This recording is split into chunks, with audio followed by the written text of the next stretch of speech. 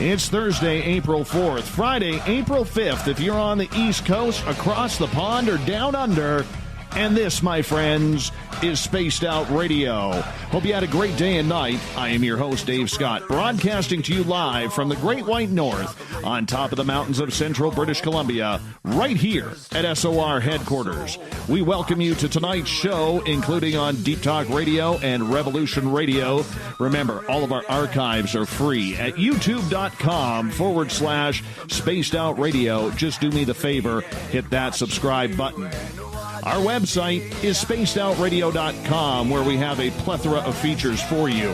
You can rock out to Bumblefoot, go shopping at our Spaced Out Radio store, which is a good way to support this show. Read up on the SOR Newswire by Captain Shirk and much more. Tonight's show is brought to you by the YouTube channel Ensuho. Sebastian Martin brings high-quality messages to the masses. Head to our website, click on the Ensuho banner, and subscribe today.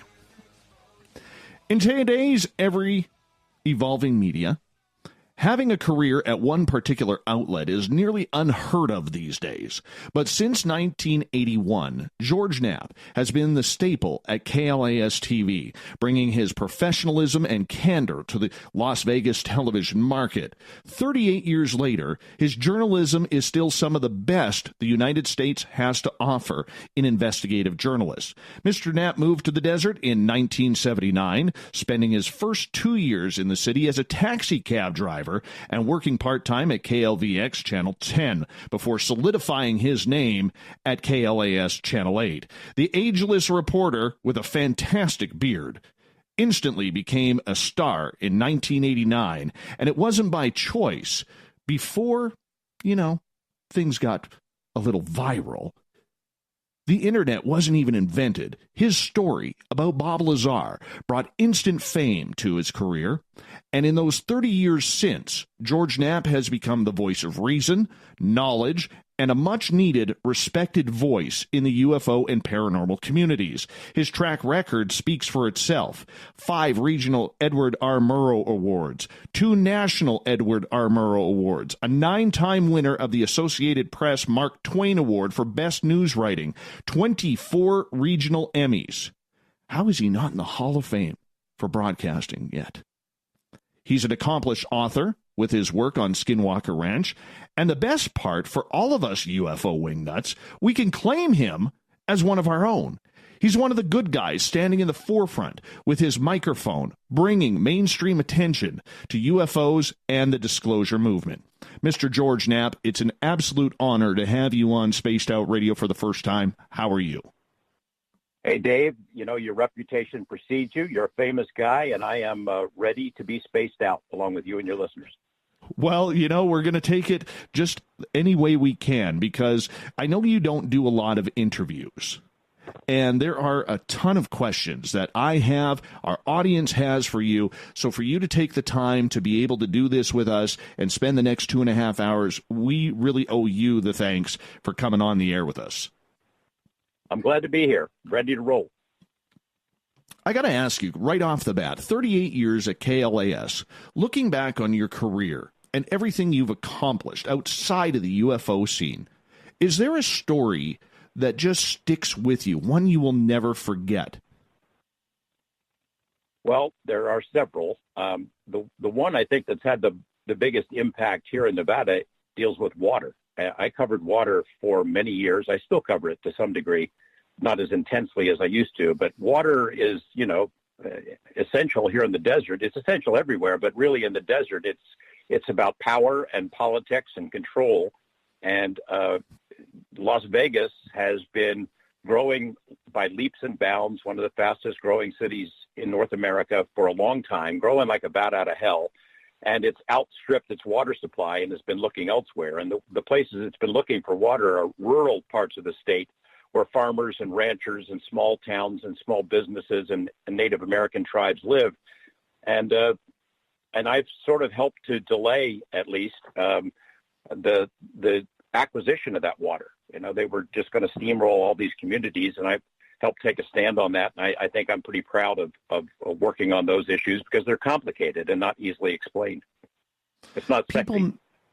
People know you as the UFO guy. People know you as that. But when you sit there and talk about water that affects your community, every person who comes into that area, we often forget how important water actually is. So I could see why that would be such an important story for you. Yeah, it's huge, and it goes into all aspects of the community. I mean, it's, you have casinos and developers, which are the two biggest forces in politics here and in the economy, understandably, who are absolutely behind the acquisition of rural groundwater. They're the ones who fund political campaigns, so elected officials do what they want them to do, and they've been prepared to build a $15 billion pipeline that would stretch 400 miles and suck the groundwater out of a gigantic area of rural Nevada that would create, in essence, a death zone. That plan is still underway. They still want to get it done. It's no longer on the front burner, and I think our stories help to cause that to happen. But it's still a threat. It'll always be there because the powers that be want it to happen. So yeah, I've worked on that a lot, and it's hard to believe that the UFO guy would be digging into something like that, but that's the fact.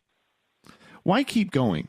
38 years at KLAS in the spotlight, the awards, the accolades, you've done everything in journalism that one could only dream of. Why keep telling stories? Well, I like going to work every day. I'm still as enthused as when I started. It's a job. I think when I got into it, it was a little streak of Dudley Do-Right kind of thing, where you want to make a positive difference in people's lives, and it's a job where that can still happen. The power of television, local television news. It's the most trusted news source still in most major surveys, and it can still get things done. I think it's been diluted a lot because of other alternate sources of information and alternate platforms that have developed, but it's still a force to be reckoned with. You can still do good things and make positive changes in people's lives, fix problems, help people in need, expose things that need to be exposed. So I'm still excited to go to work every day. I don't know what I would do if I weren't there. I suppose I have other opportunities, but it would always be in the realm of journalism.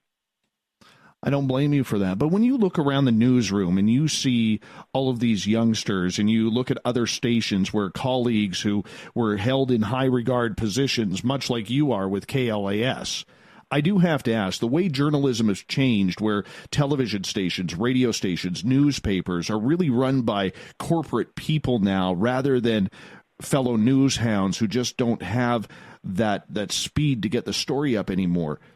Has that frustrated you in your career, seeing the faces change so frequently, and really the job of the investigative reporter, like you are, the journalist extraordinaire, starting to become a dying breed? Well, I'll put it this way. It certainly has changed since when I started. KLAS was the diamond. It was the major power media-wise, news-wise in Nevada. It was Nevada's first TV station. When I came to work, we had a 50 share at the time, which is unbelievable. And we could get things done because of that immense audience. We really could get things done. And when we did a story, everybody in the community saw it. That's changed, in part because of so many other platforms and stations and news sources, a lot of them online, and we've had to change with it. And you're right. Corporate takeovers of the news media turns it into more of a profit center, whereas when I started, it could have been seen as a loss leader, at least at the network level, and now it has to produce, and costs have been cut and positions eliminated. More so in the print media than in broadcasting, but it's affected our business as well. And the communities are worse off for it. There's so many stories. A place like Las Vegas, there's never a slow news day. There are so many stories that need to be told, and so many investigations I'd like to do, but there's a limit. You have to sleep sometime. That is very true. I want to start shifting over to the UFO side, if you don't mind. You are obviously best known in this industry for your connections and stories within the UFO community. But how have you been able to successfully bridge the gap between the mainstream way of thinking on this subject and the UFO community that's begging for that recognition in the public eye? Well, I mean, I try to look at it as a news story. That's how I started down this road. It was looking at it as a news story, not as a big expose and not as a springboard to fame or infamy, as it's turned out. I tried to approach it that way.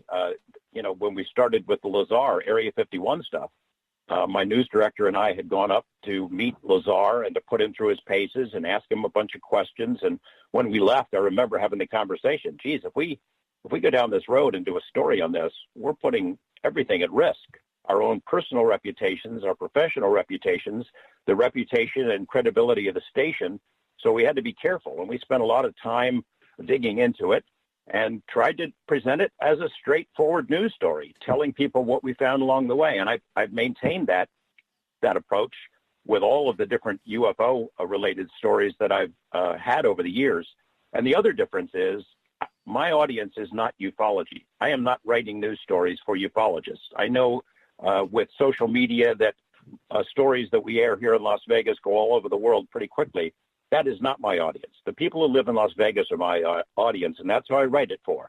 And I'm not writing my opinions. I'm not banging out just angry screeds or putting stuff on the air that just happens to flow off the top of my head. I'm working on these stories, and I try to do the best I can and tell people what I find out. And because of that, even though some of my media colleagues have looked at me like I'm crazy, especially when I first started down this road, and they took umbrage that somehow I was bringing disrepute to the profession in general, they've had to grudgingly accept that we've broken so many stories, and this has touched the pulse of the public in such a dramatic way that I'm sure at least a few of them wish they had got on board that.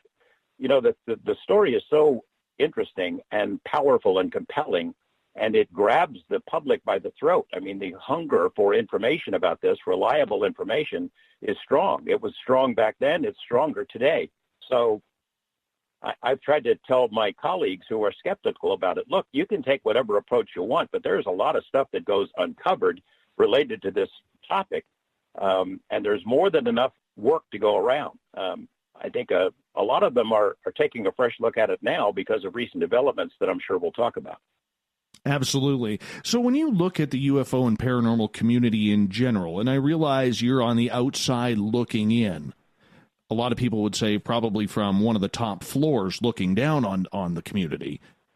What are your thoughts overall in regards to this? Because you have the people who are trying to do it right, and you have the people who are trying to push their own narrative. Then you have the people where you don't know what planet they are coming from.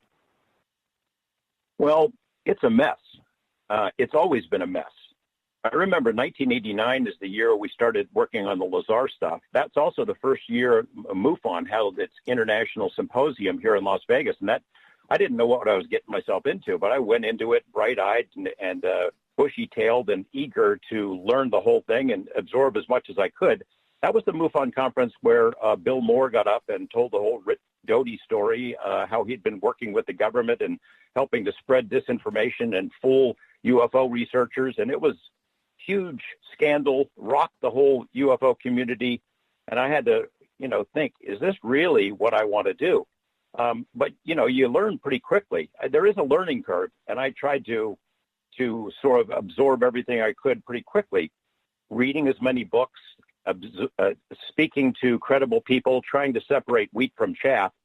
But it became abundantly clear that this field is nuts, that there is so much backbiting and infighting and treachery and turf wars, in particular turf wars, that somebody breaks a story that the UFO poobahs have not approved of, or they don't have a piece of, or they can't get into it, then everybody dumps on it. And I think what's going on right now is maybe that theme times 10, because it's a mess. It's, these people write stuff that seems to be written for other ufologists. They write stuff for a small circle of people who think the same way they do, and then it recirculates around. Somebody else will write a more scathing article, and then everybody promotes it on social media. It's almost like it's a competition to see who can dump on this the most. And it's, many of the tactics I've seen used on this topic against people who are trying their best to get to the bottom of things and find out what's going on. they're absolutely as bad as anything that the skeptics, the debunkers, the psychops of the world have pulled to discredit the theme, the subject in general, the researchers who pursue it, any government official who dares to mention an interest in it. I mean, it's as many people have said. Phil Klass has said it. Rick Doty has said it. Phil Corso has said it. Ufology doesn't need to be attacked by the government or have disinformation. Ufology eats its own. It destroys itself. That's never been more true than right now. Does that have to do with the fact, George, that there is absolutely no strength in media covering the paranormal? I mean, whether it's the news, what you do in Las Vegas, whether it's sports, whether it's politics, there always seems to be news hounds going for those stories. Yet in the paranormal, where everybody thinks they're a journalist, an investigative journalist, or whatever they're self-titling themselves these days, and we'll get into that later. But in regards to covering the stories of the events, because there is no strong media calling people out and calling the stories out, is that why it's pretty anarchic, in your opinion? Well, it's a combination of factors. I mean, I do believe that the government helped set this in motion. Way back 1953, the Robertson panel, the CIA convenes this thing. They look at a couple of UFO cases over a couple of days. They decide, there's no evidence that UFOs represent a threat to national security, except the reporting of UFOs could be. So they decided they would strip this topic of its aura of mystery. That is when the laughter curtain and ridicule factors sprung up. I don't know if the government actually ever put a plan into motion to actively discredit UFOs and ufologists and the topic in general, but the effect has been the same because people in my line of work, media people who should be interested in something this big, they should be interested in it for the simple reason that the public is. Even if the role is to, discredit stories, to explain the explanations for what sightings are and alternate scientific, rational-based explanations for strange phenomena, even if that is the role, it hasn't played out that way. People in my line of work are worried about their reputations, so they chortle and laugh and poke fun. I don't know how many millions of times I've seen the same jokes told by anchor people after they air a UFO story, always tongue-in-cheek. Hey, where's the Elvis sighting? Where's Bigfoot? E.T. phone home, same lines over and over and over, year after year, decade after decade. So the media, whether or not they know that they are playing into the hands of the people who started this ball rolling a long time ago, who didn't want ufology to be taken seriously, that's exactly what's happened. And then ufologists, people who call themselves that, there is no standard for who is a ufologist. There are no degrees that are awarded for it. There's no membership that you have to get or a degree you have to obtain. If you have a keyboard, you call yourself that, and then you can write about it. And they are their own worst enemy. What they do to each other, what they do to the subject is terrible. We got about 4 minutes here before we got to go to break. At the bottom of the hour, George Knapp is our guest tonight from KLAS Channel 8 in Las Vegas. You may know him from Coast to Coast as well. I got to ask you, I know from my old newsrooms where I worked, the reaction from my fellow journalists when it comes to UFOs, or in your case, when it came to UFOs, the Bob Lazar story and everything that went along with that. What has been the reaction over the years that you have taken from fellow journalists? Because I can just imagine what it's like, but for you, I'd love for you to explain it. Well, at KLAS, I've had nothing but support. It was brave of them to allow me to go down this road, and they were nervous about it. Bob Stodahl was the guy who hired me at KLAS. He was my mentor. He was the guy who got me interested in Area 51 long before Bob Lazar came along, long before we heard the stories about flying saucers. He had a collection of the scant amount of material that existed about Area 51, and he passed it on to me. And he was absolutely in support. And because of his support and because we approached it rationally and like we would any other story, and maybe with extra care because given the nature of the topic, the other people in the newsroom respected it. And now, because I've been there so long, new people come in, and a lot of them, when they're hired, they already know my name from this stuff. And everybody has pretty much accepted it. They know I'm going to try to do a good job, and I'm not going to do something to embarrass them. As for other media, it's been pretty harsh.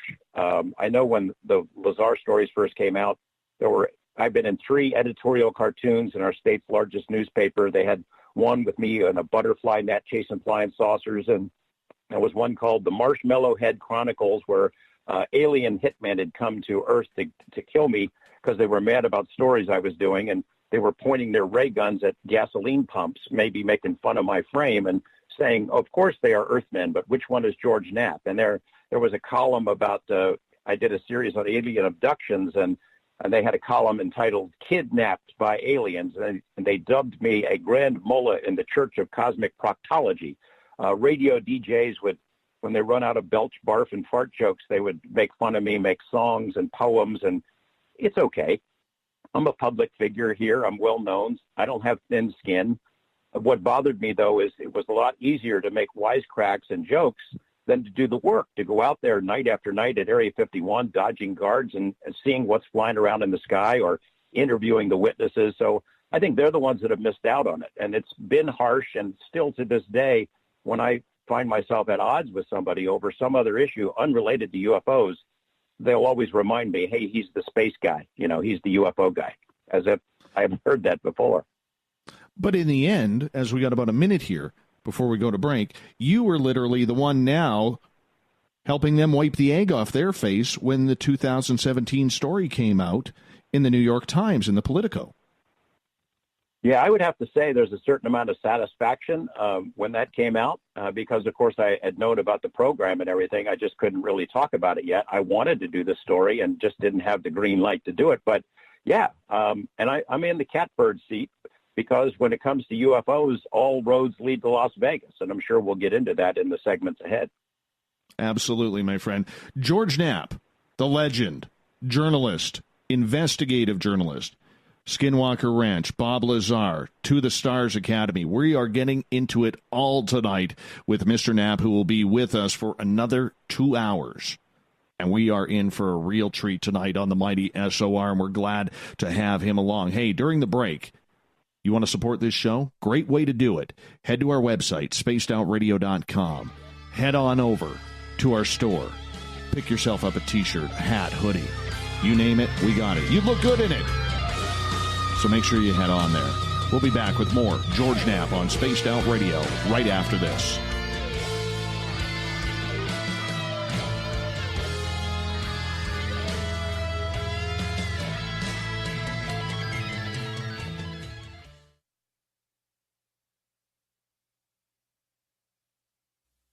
You're listening to Spaced Out Radio Live with Dave Scott on the Deep Talk Radio Network.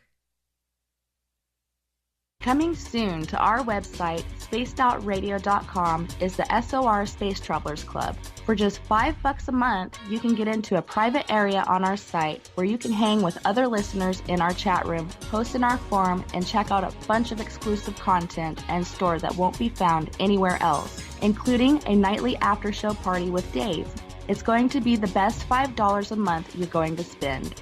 The SOR Space Travelers, only at spacedoutradio.com. A timepiece is a reflection of who you are, and what better way to show off the real you than with an Escape watch. Escape is a lifestyle brand accessorizing your days and nights. Choose to escape and create the life of discovery that you deserve. Dream, play, unite with your own personalized Escape watch. Head to escapewatches.com. There is no time like the present to enjoy your escape. Use promo code SMF2017 for your 20% discount today. Heading to Vancouver and looking for a night on the town?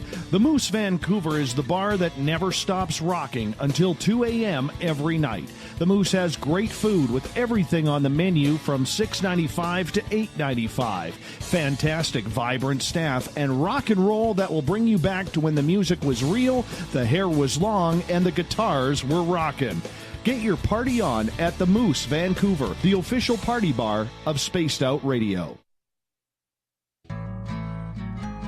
Looking for a place to advertise at a very reasonable cost? Look no further than Spaced Out Radio. SpacedOutRadio.com has an advertising tab that you can click to check out our daily, weekly and monthly packages to play on the radio, or our website including social media. From commercial spots to banners, we have it all. Check out our competitive pricing today. Did you know Spaced Out Radio runs 7 days a week? Hi there, this is Tessa Nicole Thomas, and I'm here to take you on a paranormal journey each Saturday and Sunday night. Why change the station when you have it all right here? Together, we'll hang out and share some strange and scary stories. And don't forget, we have Psychic Sundays as well, so come tune in Spaced Out Weekend. We get going at 9 p.m. Pacific, midnight Eastern, only at spacedoutradio.com, where we own the night. We're bringing scientific thought to the paranormal. Hi there, this is Spaced Out Radio scientist Chris Cogswell. Join me, Chris Zuger, and Dave Scott the second Wednesday of every month, where we break down the who from the woo when it comes to everything paranormal. We'll investigate and try to bring sensible answers to those straight and sometimes outlandish questions people have. Hey, not everything has an answer, but we'll do our best. Listen in to Reality Paranormal only on Spaced Out Radio.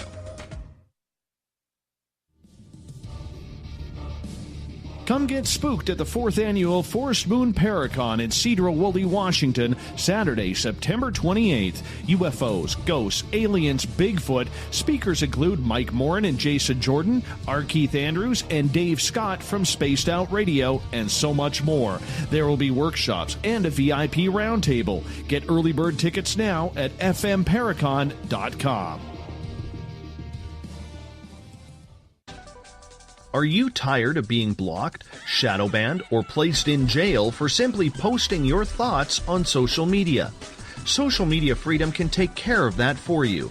Social Media Freedom is the newest and one of the best free new apps that allows you the freedom to post what you want, when you want. It takes seconds to download from your app store. Come join the tribe at Social Media Freedom. It's time to set yourself free. Are you intrigued by Paranormal Talk Radio? You'll love the new Paranormal Radio app from TalkStream Live. You'll find a great selection of talk shows covering UFOs, ghosts, strange phenomena, and much more. Download the Paranormal Radio app now and start listening to the very best in paranormal talk entertainment, including the network you're listening to right now, the Paranormal Radio app, free in Google Play and the iOS App Store. You hear footsteps in the empty room above you. A rocking chair begins rocking by itself. Don't be afraid of the things that go bump in the night. Reach for Spirit Storybox, the iPhone app the Huffington Post UK called the only ghost hunting app you will ever need. Spirit Storybox. The spirits are telling their stories. Are you listening? Hello, this is your guitar man, Ron Bumblefoot Thal, and I have to tell you, I love the response I get for Little Brother is Watching from Spaced Out Radio fans. It's amazing how music can inspire and make people think deeper about what's going on in the supernatural world. You can head over to my website, bumblefoot.com, to check out my music, my guitar workshops, my touring, even check out some of the hot sauces that I'm working on. And make sure you keep on listening, because with Spaced Out Radio, you know Little Brother is watching. So, you love talk radio? Then you'll love TalkStreamLive.com. TalkStream Live is always on, 24/7, with the best streaming talk shows. Find your favorite talkers and discover some new ones. It's free, readily available online or on mobile with any smartphone or tablet. Finding your favorite talk shows all in one place has gotten a whole lot easier. Just go to TalkStreamLive.com. Be sure to download the free apps from Google Play or the iTunes App Store. Visit purpleplates.com today. For over 40 years, the Purple Energy Plates have been delivering amazing results for their many customers. Inspired by the great genius Nikola Tesla, the harmony, healing, and energetic effects of the plates have proven over and over to be beneficial and often miraculous to thousands of customers. Check their site for daily specials and choose from their many energy products. You won't be sorry. Visit them today at purpleplates.com. Coming up this September 21st and 22nd, all UFO eyes will be focused on Toronto for the 4th Annual Alien Cosmic Expo. Come listen to some of the biggest names and experiencers in ufology. Travis Walton, Paul Hellyer, Richard Dolan, Paula Harris, Grant Cameron, Randy Kramer, and Spaced Out Radio's own Dave Scott. Tickets are on sale now at aliencosmicexpo.com.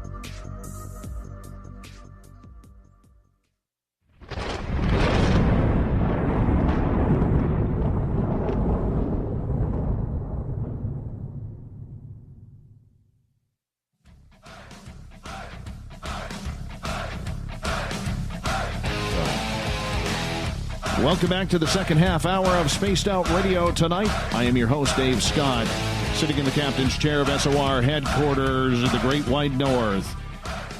Remember, a good way to support this show each and every night. Head to our website, spacedoutradio.com. Click on our store tab. Go pick up some swag. You look good in it. It's a great way, once again, to support what we do. Legendary investigative journalist George Knapp is with us tonight, and we are talking all things weird, strange in the deserts of Nevada. And, of course, it all leads back to this man. Mr. Knapp, welcome back to the show. Hey, Dave. Ready to go. All right. Let's get right to the Bob Lazar story. You put your name and your career literally on the line with this story. Everybody knows the history of it now and was refreshed with Jeremy Corbell's latest movie that you played a part in. But I'm looking internally at you because I've never really heard someone ask you this. News directors, if you've never worked in a newsroom, are known for being ornery, stiff people, sometimes at the best of times. How did you convince your news director to run with this story, that you had it? Well, I was in luck because, as I mentioned a little bit ago, Bob Stoddall, the guy who hired me, a brilliant man, I think the most important Nevada journalist since Mark Twain, already had an interest in Area 51. And when I first came to the station, he gave me a file. I don't know if he figured out that that's where things would lead for me, because I was Jimmy Olsen. I was cub reporter with very little experience on the air. But he took me under his wing.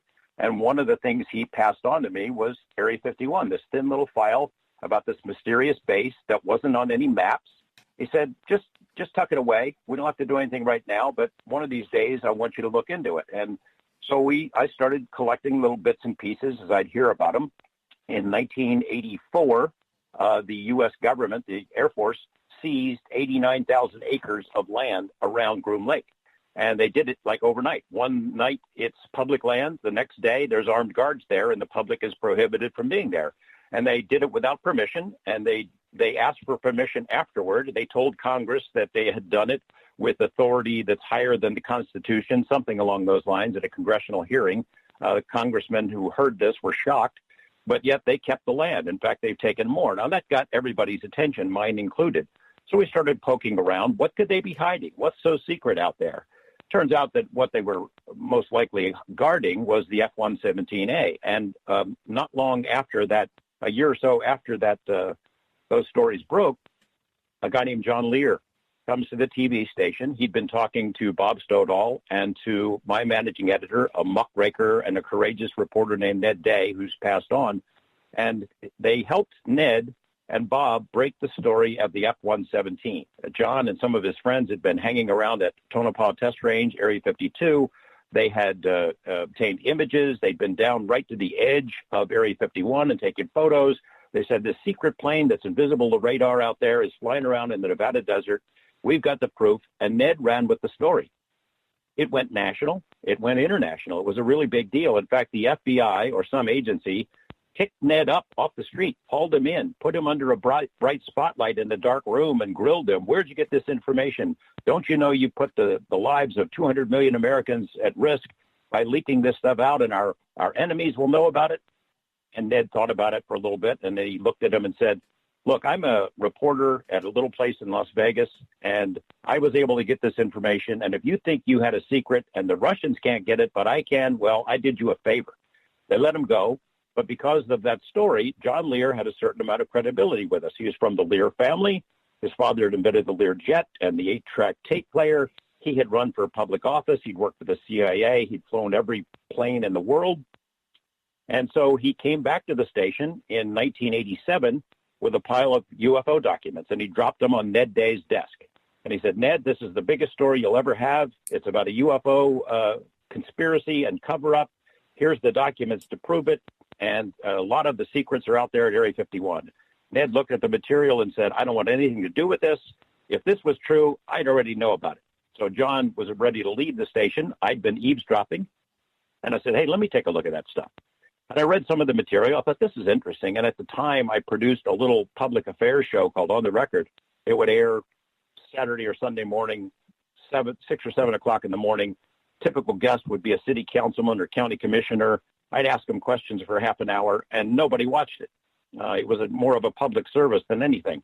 But I decided, well, look, I'll have John Lear on. I'll talk to him about UFOs, see where this goes. And he told this fantastic story. I really was pretty skeptical about the whole thing.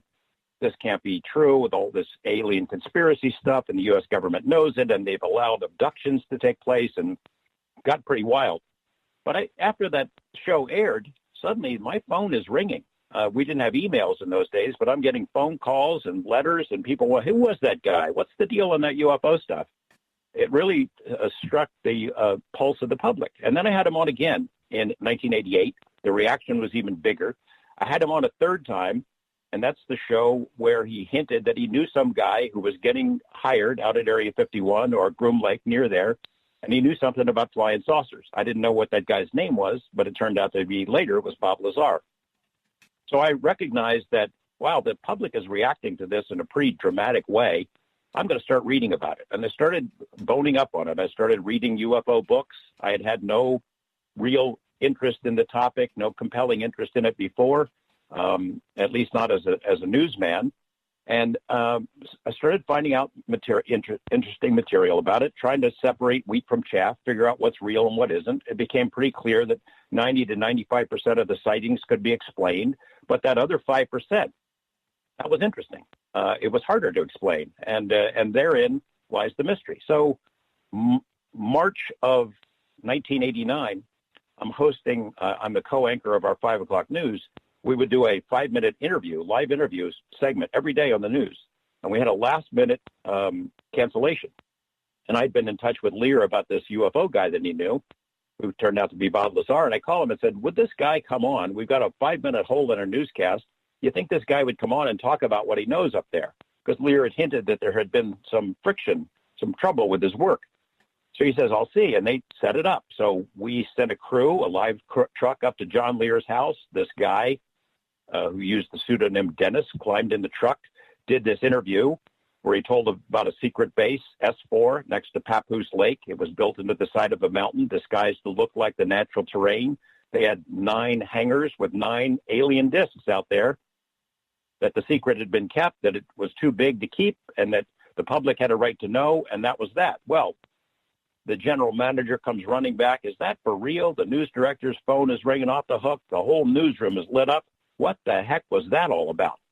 So that was what prompted the news director, Bob Stodall, and I to set up a meeting to go meet Bob Lazar, to question him, put him through his paces, and see whether this was worth pursuing. And we came out of the meeting with Lazar and said, geez, that sounds pretty credible. He wasn't trying to sell it. He wasn't overstating his role in it. He was frank about problems in his life, in his personal life. He wasn't a saint, obviously. We figured when we left, well, this could be a multi-part series. We'll start working on this. And what it turned out to be is me working for 8 months, absorbing everything I could about UFOs in general, the cover-up issues, documents that had been released, and particularly about Bob Lazar and his background. And we went everywhere, and we focused so hard on that. And until November, when we produced this series, UFOs, the Best Evidence, and it remains the highest-rated locally produced news series ever in Las Vegas. We made it into a 2-hour special. It also was the highest-rated locally produced show ever, and that sort of changed my life. From there on, I was viewed by my colleagues in media as a crazy guy, and I was viewed by the public as the UFO reporter. I continued to do other stories and still break big, important stories about other topics and mainstream news subjects, and won a lot of awards. But my mind was always on UFOs, and the public identified me with that topic. I know when I was in radio in Vancouver, I broke a couple of big stories, albeit in sports, so not as big as a real news story, but lucky enough nonetheless. But when I went to break that story, I remember my sports director always saying to me, George, who are your sources? How can you confirm this story? Who told it to you? And we'd have a very closed-door private meeting in regards to that. Did that happen with the Bob Lazar case? Because a story of this magnitude, in order to run with it, you have to have some sort of confirmation that he actually did work at Area 51. Did you have those sources, and I'm not asking you to give them up, but those sources deep enough to say he's the real deal? Well, it's a gray area. It's not a yes or no or black and white. We had a lot of sources with bits and pieces of the story that confirmed that Lazar had been out there. And we had a lot of other information, developments that happened that let us know that we're on the right track. And I'll get into those in a moment as well. I had more than 24 people who had worked at Groom Lake who could verifiably said to have been out there in either the Nevada test site or at Area 52 or at Area 51, who gave me bits and pieces of the same story. People who would say that I worked there. There was an electrical engineer, for example, who said he worked at Groom Lake and had seen a saucer under a tarp in a hangar. There was a guy who was a tax preparer who had worked for, he did the taxes for all these brass at Nellis Air Force Base, who got to know the officers and who had told them they had retrieved crashed materials out there in a bunker. I had another guy who had been a photographer who had worked with EG&G, which was the company that managed Area 51 since its inception, who had told us about photographing materials out there in these secret hangars. I had more than 24 people who gave me bits and pieces of the story, including a guy who had been a manager at Area 51, who had worked for the company that was in charge of operating the facility for a long time. As Lazar had told us, that's the company that he had to go through to get hired out there. So we never had a document that said Bob Lazar worked here. We never expected to get that. But I had a lot of indications that he had worked for the government in secret programs, classified projects as a scientist, and that's what we rested our laurels on. I had ran into trouble right off the bat. Bob's resume had said he was at MIT and at Caltech. He got master's degrees. I contacted those schools, and both said, no, we got no record of him. I said, well, this is going to be a short investigation if that's the way this goes. So I started on Los Alamos. I figured, well, all right, records could disappear, because Bob had said they're trying to make me as if I never existed. All right, we'll see. So we contact Los Alamos. Do you have any records on Bob Lazar? No, never had him. Nobody of that name was ever here in any capacity. And I find the phone book with his name in it. I go back to him and said, look, it's right here in the phone book. Well, he wasn't here. We don't have any records. We don't have anything on him. Then I find the newspaper article, front page of the Los Alamos Monitor, that shows a picture of him standing next to his jet car. And the article noted that he'd been a physicist at Los Alamos. Nope, they still denied it. Back and forth I go with letters from them. Then they find an identification number. They finally admitted, yeah, he was here. He worked for a company called Kirkmeyer, which is a headhunter firm. They hire people to fill scientific and technical positions at the lab. So I started working on Kirkmeyer. And the first time I contacted them, do you have any records on a guy named Robert Lazar? Yeah. So you hired him. You got him a job at Los Alamos? Yeah. Great. Can I get those records? Sure. Send us a formal letter with Lazar's signature on it, and we'll release it, which I did. They don't respond to me. Suddenly, they don't take my phone calls. When I get them on the phone, they say, we can't find the records anymore. Finally, they said they don't have it. We don't have any records at all. So I had a pretty good indication that there was something going on, that they were screwing with me a little bit and hiding records and were trying to obscure his background, because I had talked to people who work with him there. In fact, I went to Los Alamos with a cameraman on a Sunday morning, and Lazar escorted us in, and we go into the lab. Doesn't say much for the security of Los Alamos. We went into the lab. He waves to the guy at the gate. We go in, and he's taking us all into all these different buildings. It was like a rabbit going through its own burrow. Everywhere he goes, he's saying hi to people. Nobody stopped us. He showed us around. We take our camera in to the giant particle accelerator and took pictures of it. That happened. So when I have the lab telling me that he was never there, and the company that hired him saying they never hired him, and people who work with him saying, yeah, he was here in scientific positions on classified projects, I knew I was onto something. How did the death threats end? Because we know that they were trying to shoot him. We know about the Uzi in his car with the doors open when he comes out from the gym.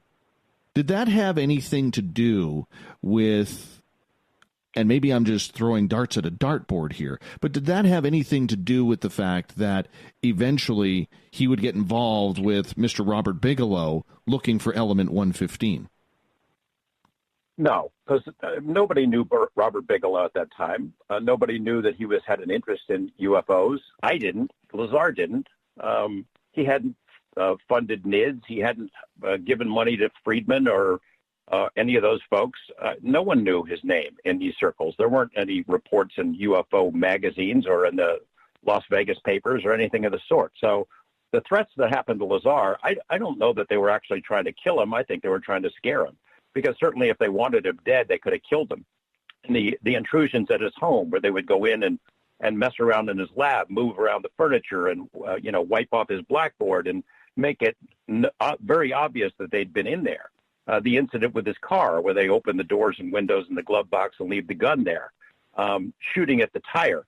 They didn't have to shoot the tire. They could have shot at him if they wanted him dead.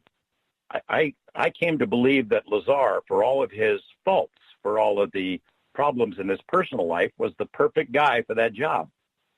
A brilliant guy who thinks outside the box, somebody you could bring into a project that would give you a new thought process that would maybe help break the logjam, because that's what they had out there. And I think they still have it in trying to figure out the technology that came from somewhere. It certainly is not ours. They were reverse engineering it to try to figure out how it worked and whether they could duplicate it, not putting it together. And it wasn't from here.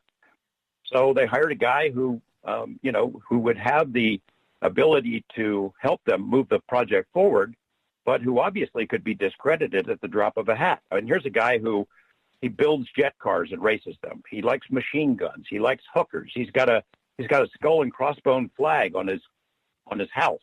He's had credit problems. He once owned a piece of a legal brothel.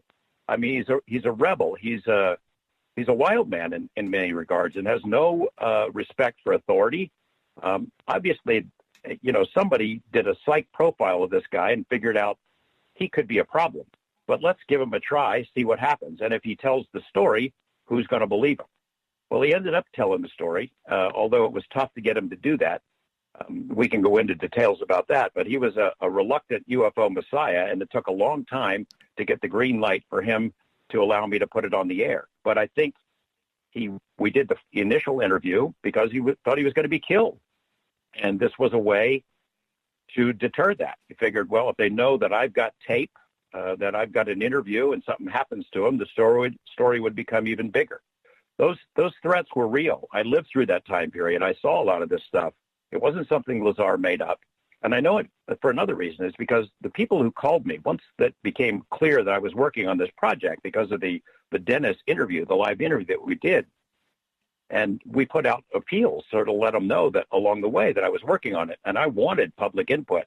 I had 6 different people at different times call and offer to give me information, little bits and pieces, again, about Area 51. The electrical engineer who had seen a UFO under a tarp in a hangar, he used to work at KLAS. He was working at a different television station. I reached out to him by phone and I said, hey, would you be willing to go on camera? I can black out your face. I won't use your name, but I want you to tell me that story. He says, sure. The next morning, there's 2 guys sitting in a car outside his house. They look like military haircuts. They're talking into a radio. They follow him to work, and they follow him home. And it was an intimidation move. So he changed his mind and didn't talk to me. There was a lady who worked as a stenographer for one of the major defense contractors out at the test site, Holmes and Narver. She had shared a story about sitting in a meeting with Air Force brass and contractors talking about classified material stuff, projects, and the subject of Roswell came up, or some wreckage from a flying saucer that came from Wright-Patterson and had been brought to Nevada desert. And she took these notes. She said when the meeting was over, they took the ribbon out of her typewriter and destroyed it, told her she can't talk to anybody about it. She had told this to a police officer who was a friend of mine. And he told me, and I called her up and said, hey, can you tell me the story? I'll protect your identity. She reluctantly said she would. The next day, she gets visited by these two guys. They said, listen, you do know you're still under a security oath, that you could be prosecuted if you break any secrets, any national security secrets. She goes, yeah, I understand that. And then they said, we know that you do a lot of traveling, that your daughter lives in Los Angeles, and that she travels here and you go there. You know, it's a big desert out there. It'd be a shame if something else happened to either of you. No, it scared this lady to death. Now, 10 years later, 10 years after that, I gave her another try. I figured maybe she'll be willing to talk now that the story's out. She was still scared. She's still scared to this day. So 6 different people who I didn't know, who didn't know me, I talked to them on the phone at KLAS. They offered to give me information related to Area 51, Groom Lake, flying saucers, different little pieces of the story. 6 of them right in a row, all of them visited, all told to shut up, all of them threatened. And that's real. I mean, that really happened. And, you know, today we assume that all of our electronic media, our phones are tapped. It all goes into some gigantic NSA database. But back then, I took umbrage at it. I was outraged that somebody was tapping our phone because, you know, they didn't have a warrant for it. There's no warrant for that. It was illegal. It was electronic surveillance, illegal, by somebody who wanted to hear who was offering to give me information. And I was followed. Lazar was followed. All of us were. Yeah. Mr. Knapp, I'm going to get you to hold on right there. I love the fact that you knew exactly when we were going out. That's a pro move right there, boss. George Knapp is our guest tonight on Spaced Out Radio. We're going to get into A-Tip, To the Stars, Robert Bigelow, Harry Reid, and so much more in hour number 2. Stay tuned right after this.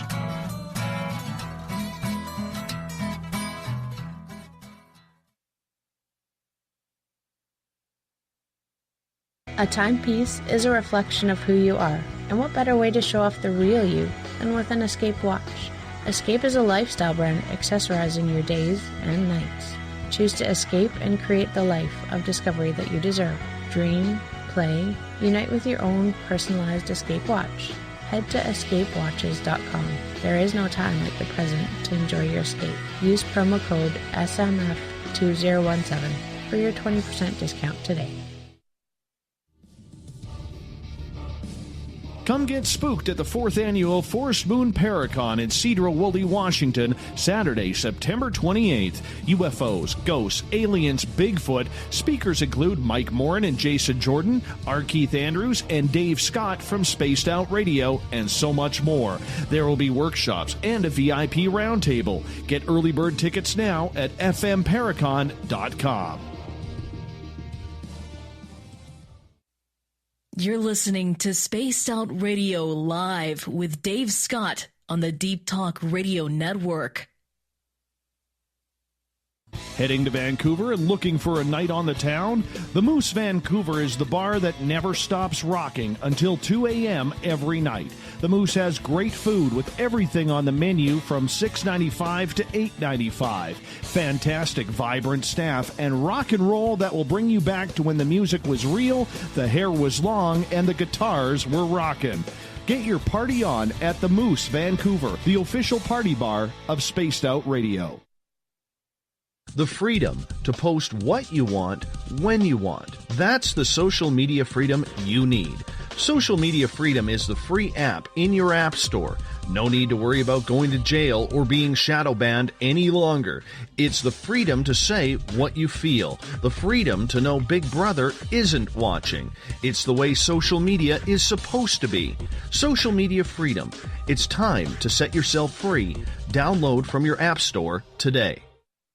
So, you love talk radio? Then you'll love TalkStreamLive.com. TalkStream Live is always on, 24/7 with the best streaming talk shows. Find your favorite talkers and discover some new ones. It's free, readily available online or on mobile with any smartphone or tablet. Finding your favorite talk shows all in one place has gotten a whole lot easier. Just go to TalkStreamLive.com. Be sure to download the free apps from Google Play or the iTunes App Store.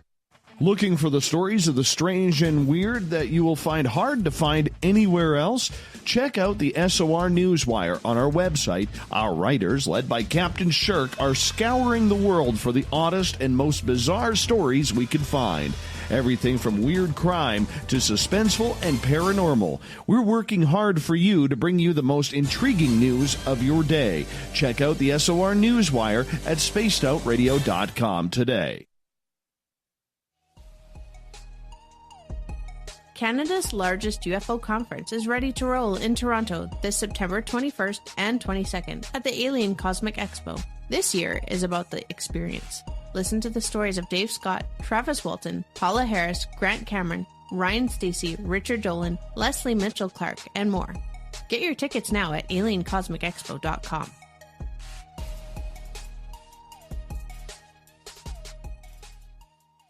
Hello, this is your guitar man, Ron Bumblefoot Thal, and I have to tell you, I love the response I get for Little Brother is Watching from Spaced Out Radio fans. It's amazing how music can inspire and make people think deeper about what's going on in the supernatural world. You can head over to my website, bumblefoot.com, to check out my music, my guitar workshops, my touring, even check out some of the hot sauces that I'm working on. And make sure you keep on listening, because with Spaced Out Radio, you know Little Brother is watching. We're bringing scientific thought to the paranormal. Hi there, this is Spaced Out Radio scientist Chris Cogswell. Join me, Chris Zuger, and Dave Scott the second Wednesday of every month, where we break down the who from the woo when it comes to everything paranormal. We'll investigate and try to bring sensible answers to those straight and sometimes outlandish questions people have. Hey, not everything has an answer, but we'll do our best. Listen in to Reality Paranormal only on Spaced Out Radio. Coming up this September 21st and 22nd, all UFO eyes will be focused on Toronto for the 4th Annual Alien Cosmic Expo.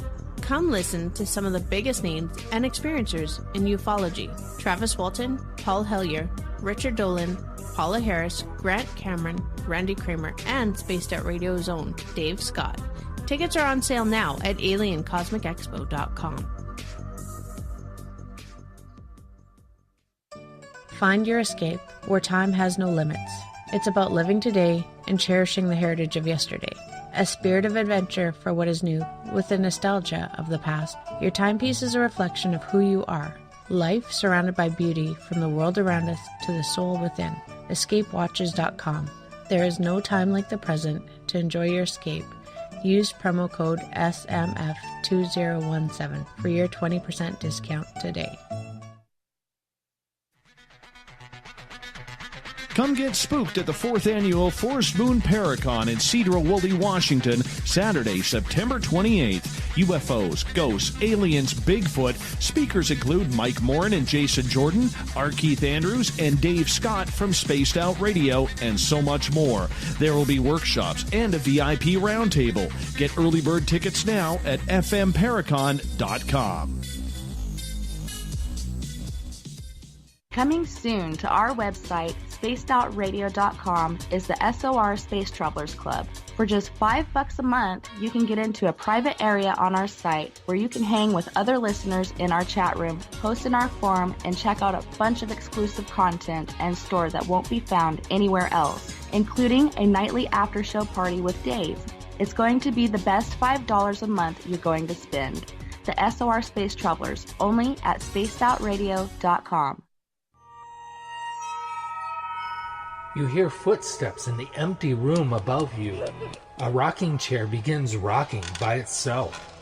Don't be afraid of the things that go bump in the night.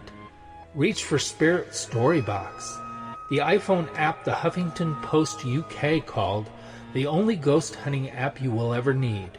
Spirit Storybox. The spirits are telling their stories. Are you listening? Did you know Spaced Out Radio runs 7 days a week? Hi there, this is Tessa Nicole Thomas, and I'm here to take you on a paranormal journey each Saturday and Sunday night. Why change the station when you have it all right here? Together, we'll hang out and share some strange and scary stories. And don't forget, we have Psychic Sundays as well, so come tune in Spaced Out Weekend. We get going at 9 p.m. Pacific, midnight Eastern, only at spacedoutradio.com, where we own the night. You're listening to Spaced Out Radio with Dave Scott. Follow Dave on Twitter at Spaced Out Radio and on Facebook, Spaced Out Radio Show. Welcome back to hour number 2 of Spaced Out Radio. Tonight, I am your host, Dave Scott. Thank you so much for being with us. Tomorrow night on the show, R. Keith Andrews is back with the ET Connection, 9:06 Pacific, 12:06 a.m. Eastern at spacedoutradio.com. Hi to everyone on our terrestrial affiliates, KDUN, AM 1030 in Reedsport, Oregon, KZFX, 93.7 FM in Ridgecrest, California, WQEE, 99.1 FM in Newnan, Georgia, and UPRN, 107.7 FM in New Orleans. And on the digital side, welcome everyone from Revolution Radio and Deep Talk Radio. Remember, all of our archives are free at youtube.com/Spaced Out Radio. Just do me the favor, hit that subscribe button. The Desert Clam has set the password for tonight in the SOR Space Travelers Club. Terrakiana is your password. Make sure you use it wisely, Space Travelers, as the Clam sets the password each and every night right here on the mighty SOR. Our website is spacedoutradio.com, where we have a plethora of features for you. Rock out to Bumblefoot. Do a little shopping at our Spaced Out Radio store. And, of course, read up on Captain Shirk's SOR Newswire and much more. Tonight from KLAS Channel 8 TV in Las Vegas, legendary investigative journalist George Knapp is with us. We're so glad to have him here, considering he doesn't do a lot of interviews, but he is the mainstream voice of ufology today. And he has been for the last 30 years since the Bob Lazar story. Mr. Knapp, welcome back to the show. Hey, Dave. We've got a lot of ground to cover, huh? Oh, no kidding. No kidding. And we're going to push it right now. One of the questions that I want to just get to with Bob Lazar here, in regards to his educational background, did anybody push the universities or push him to provide some sort of proof that he wasn't just some, lackey in school who maybe got a community college degree but tried to boost his resume? Yeah, the education part of it was always the most troubling aspect of his story for us as a news organization, where we're trying to establish his credentials and build his credibility, or at least test the limits of it. And when those schools declined, it was troubling for us. It's pretty clear that Bob is a smart guy. I know that I did have part of his work history. He worked at a place called Fairchild in a tech position, and I knew he had worked at Los Alamos, whether they admitted it or not. People around him vouched for him. People in other classified programs vouched for him. So I knew somewhere there was a missing piece, that he didn't just go to work at Los Alamos without having some kind of education. And I have confronted Bob both gently and firmly as his friend, and I have become his friend over the years. In those days, I said, look, man, if you're lying about this, I will. Well, I was out of control in terms of what I said, but I told him that would be serious consequences if it turns out he was lying, and he wasn't. I can't prove where he went to school, but we told that story in the very first episode of our series, where I revealed his identity. Right after I say what his name is, I tell the story about MIT and Caltech and having no records. A year or so later, of course, the UFO community pounces on it. They follow the same steps that I found, and the schools told them the same thing.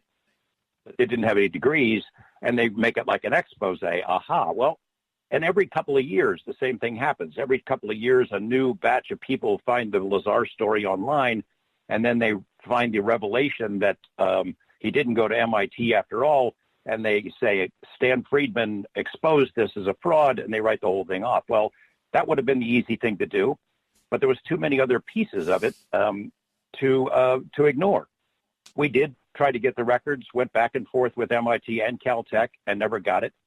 The crunch time came for me when Bob got into some legal trouble. This was after the first series had done so well in November of '89. We did a follow-up in February of 1990, and the whole town was buzzing about Bob Lazar and Area 51 and UFOs in general. And wherever we'd go, that's what people would talk about. Wherever he went, he got recognized. So he comes to me in, I think it was March of 1990, and told me he got involved with this brothel operation. And I didn't believe him. he had met this woman who he says he agreed to help her put in some security cameras. I thought, oh, my God, my life is flashing before my eyes. The highest profile witness and the biggest news story I've ever done is just telling me something that's going to sink everybody, including KLAS. I said, I don't believe it. Show it to me. And he did. He took me there. I said, you got to shut this down. You got to shut it down. He said, don't worry. The cops know about it. They've been here. They know this woman. They're not going to bust us. I said, you got to shut it down. We're going to do an interview. You're going to tell what you know. You don't have to be real specific. You got to tell you were involved in this and it's over. And I'm calling the cops. And I did. I called the police, the undersheriff at the time, and told them about it. And they said, fine, it'll all go away. The next day, they raid the lady. They raid Lazar. He's hit with 6 felony pandering counts. Not a lot of people were prosecuted for pandering back in those days in Las Vegas, but they were going after Bob. And parole and probation did the investigation. And he told them the same story he told me, what schools he went to, where he had worked, EG&G, the whole thing. They were recommending criminal charges, prison time, actual hard time, because they thought he was lying to them about his records. We had Congressman Bill Bray seek background reports from the FBI and was told, you don't have a need to know. It's not that they don't have the records, it's that you don't get them. So if he were a liar about his educational credentials and his whole story, that was the time to come forward with it, because the fact that they thought he was lying meant he was going to go to prison. So by telling him the truth, fessing up, if he were in fact lying, that was the time to do it. But he didn't. He stuck to his story. So I don't know that Bob went to those schools. It doesn't matter to me. What mattered to me was he's a brilliant guy who did work in scientific programs and in classified programs at Los Alamos. And for me, that at least made it plausible that he could have been hired to work at something out there in the Nevada desert. We did press for those records. We pressed for government records and security clearance records and things of that sort, and got the runaround pretty much every step of the way.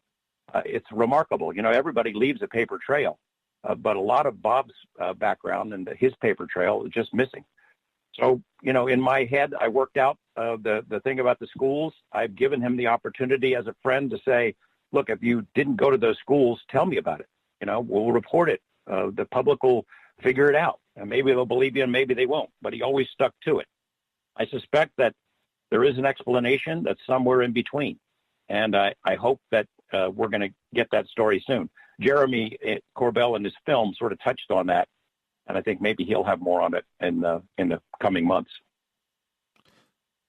Over the years, you have become very entrusted with people like Robert Bigelow, Senator Harry Reid, who just gave you a very fine exclusive on UFOs, Hal Puthoff, some serious names in the upper echelon of ufology. How long ago did you know about the $22 million that Reid helped secure for the ATIP program? Pretty much immediately. In fact, the whole world knew quite a bit about it. 1 week after Bob Bigelow signed the contract for what became the BASS, the OSAP program, he was on as my guest on Coast to Coast AM and announced the creation of BASS, that it was going to study UFOs, and he said he had funding from an unnamed partner. And he didn't have to spell it out. It was obviously, he was talking about a government partner. Didn't know it was the DIA until later. And, I didn't have a security clearance. I was asked to get one at times so I could learn more, but I didn't want to do that because it would really hinder my ability to report the story. And I always intended to report it and knew that the day would come where I could break that news. But back in those days when the program was just off, I knew just bits and pieces, broad strokes, that there was a study underway, that it was a remarkable effort, and that Reid had secured the funding for it. Harry Reid, we started our conversation about UFOs right after Lazar had been on our air as in the Dennis interview. Harry Reid was the first person I talked to outside our newsroom about this research project we were doing. I said, Senator, you need to know about this, about these secrets out in the desert. We were in a limousine on the way to McCarran Airport. He was flying back to Washington, and I was somewhat surprised that he didn't kick me out of his car and say, that's ridiculous. He said, I'm interested in that. I'll take a look at it. And from then on, he and I had a secret relationship about UFOs. When I would see him, we would interview about different topics over the years. Sometimes I'd go to Washington. Sometimes he'd come out to Nevada, and we'd always go off to the side and have a little conversation, a whispered conversation about this topic. It would drive his staff kind of crazy when we would do that because he wouldn't tell them what we were talking about. And he helped me over the years. He would help me obtain documents, and eventually he helped obtain funding for what became BASS and OSAP. It's a heady thing. The other day, Dave, I found an interview that we did live with Harry Reid on the day that Lazar's identity became public to the world. Earlier in the afternoon, in the 5 o'clock news, we did a live interview with Harry Reid, and we asked him about UFOs. Hey, you following the series about UFOs? Because the whole town was buzzing about it. He says, yeah, I've been following it. And he says in this interview, he admits that he and I had talked about it before and that he's going to be tuning in. And we talked about should there be congressional hearings. And he said at the time he'd talked to his friend, Senator John Glenn, about that. So he was dialed in. He was interested in it. And then in 1995, when Bob Bigelow created NIDS, I mentioned it to Senator Reid that this was underway, that Bigelow had put together this world-class science advisory board, that they were going to put millions of Bigelow's dollars into researching UFOs and related mysteries. And he said, hey, maybe I can go sit in on some of these meetings. And I asked Bigelow, and he said, yeah. So he went in. He was blown away. He was not the only U.S. senator at the table, by the way. Edgar Mitchell was there, Dr. Edgar Mitchell, sixth man to walk on the moon. He wasn't the only astronaut at the table. It was an amazing group of people, and they were there at risk to their own personal and professional reputations because they were interested in this. Many of them didn't want their names known. Some of the names are known now, but they were interested, used their own time and money in trying to get to the bottom of this, and it was just amazing. And Reid was hooked. He was hooked. He also admitted in many articles about many trips to Area 51 that he's been on the base. However, he kind of makes light of it, saying, but I never saw any little green men running around.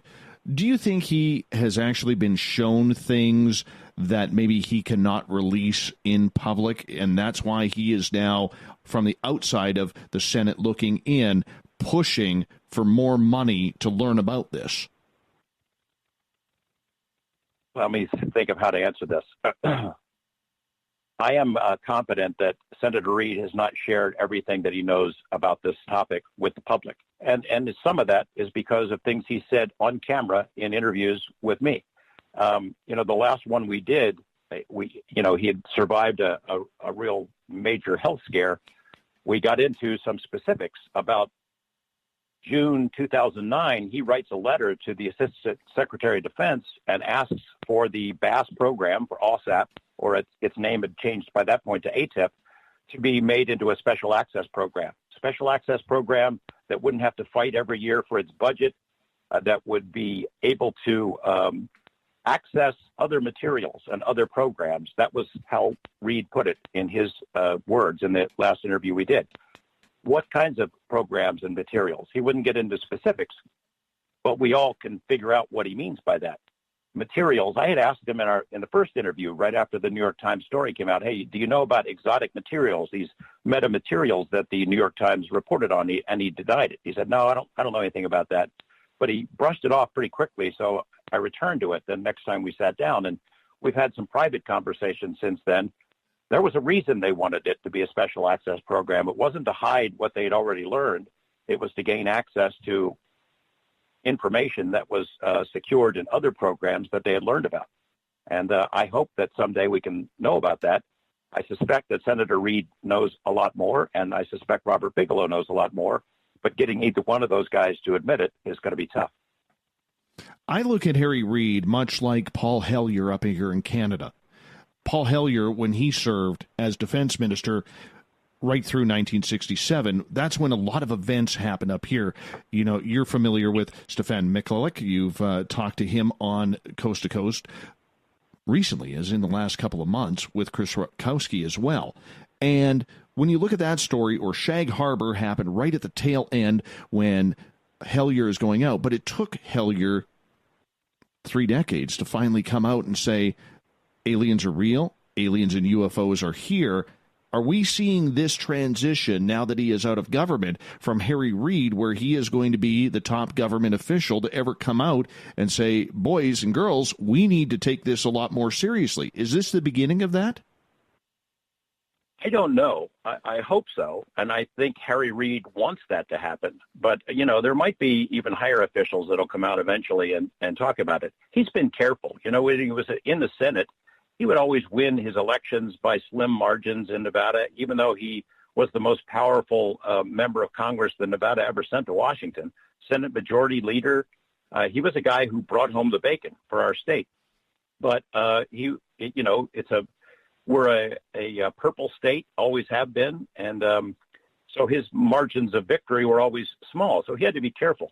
He would help me in a very quiet way. He helped Bigelow in a very quiet way, but he didn't want to be out in front on the UFO issue, although he was deeply interested in it and still is. Once he was out of office, the restraints were off.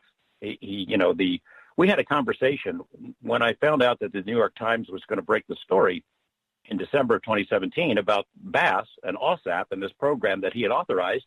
I was kind of ticked off. I talked to Senator Reid and Bob Bigelow and Tom DeLonge about it. I said, hey, look, I'm the guy who's been keeping this quiet for all these years and honoring the promise I gave to you guys. I want to break the story. Well, they had talked to the New York Times. The Times had told to the stars that if somebody else gets it, that they would nix the story. They wouldn't do it. So those three all had to sort of gently tell me, in a kind way, hey, you're not the New York Times. And of course, I knew that, I knew it, that it was, if your interest is in furthering the research and getting the story out to the broadest possible audience, that it had to come from the New York Times. And I knew also that even though they would break the story, that I knew more about the program than they did, and I would still have plenty of things I could report. So I agreed to back off. They get to break the story. 2 days later, as part of the deal, I get to interview Senator Reid, the first on-camera interview, and for a long time, the only on-camera interview I did, and it made news all over the world. And I think he got a kick out of it. He told me he started getting calls from his colleagues in Congress, many of them still in office. They had no idea this was going on. He's getting calls from military people who shared their sightings and other people who wanted to know more. He got calls from people who wanted to run for president, some of whom are running for president, who wanted to be educated. And in fact, I gave a briefing to one of those folks and gave him the lowdown on Skinwalker Ranch. And Harry Reid was unbound. He was free to pursue his interest. He didn't have to worry about another election. And he is invigorated and energized by the whole thing. He's into it. He wants to help. So I think he has been behind the scenes and also helping in front of cameras and giving interviews and talking about the legitimacy of the issues involved, the national security implications. He's a very important person and a very important witness, and his voice is very much needed to move the ball down the field. On Twitter, Bart Bowie is asking, is Harry Reid or Robert Bigelow involved with the To the Stars Academy? No, neither one of them. I think there have been attempts to get Mr. Bigelow involved with To the Stars, but he's at least for the time being walked away from the topic. I think he'll always have an interest in it. In fact, I know he does because we have conversations on an ongoing basis, and he likes to keep up with what's happening in the field and various breakthroughs, if there are any. And so he's interested in it, but he's not part of TTSA. He had his own reasons for getting out of this. He'd spent millions of dollars, more than any single individual in the history of the world. There were risks to his family and his business, and he had enough. I think his curiosity was satisfied. He got into it in the beginning to find out what was going on. I remember the first call I got from him was right after the Lazar story aired, after the series had aired, and I get a call from his secretary, hold for Robert Bigelow. I didn't know who Bigelow was. I'd never heard of him. I didn't know what businesses he was in. We had a conversation. Hey, I really like those stories. Is there any way I can help you? Help me how? I mean, financially, can I support this research? I said, I appreciate that, but I work for KLAS. No, I can't accept your help, but please stay in touch. Let me know if you got something going. Well, I had no idea that he would become such a major figure in the field. I think the most important figure in modern UFO history. Spent more money, did more work, got more done than anyone. And, a lot of what was done has not been made public. I hope it will. I think it will. But right now we don't know. We got about 2 minutes left with you, and I want to ask you in regards to Bob Bigelow. When he went on 60 Minutes in May of 2017, and he told the reporter there, pretty much point blank, you don't have to go to space to see UFOs and aliens. They are already here. Were you surprised or as shocked as I was that wasn't played up very much?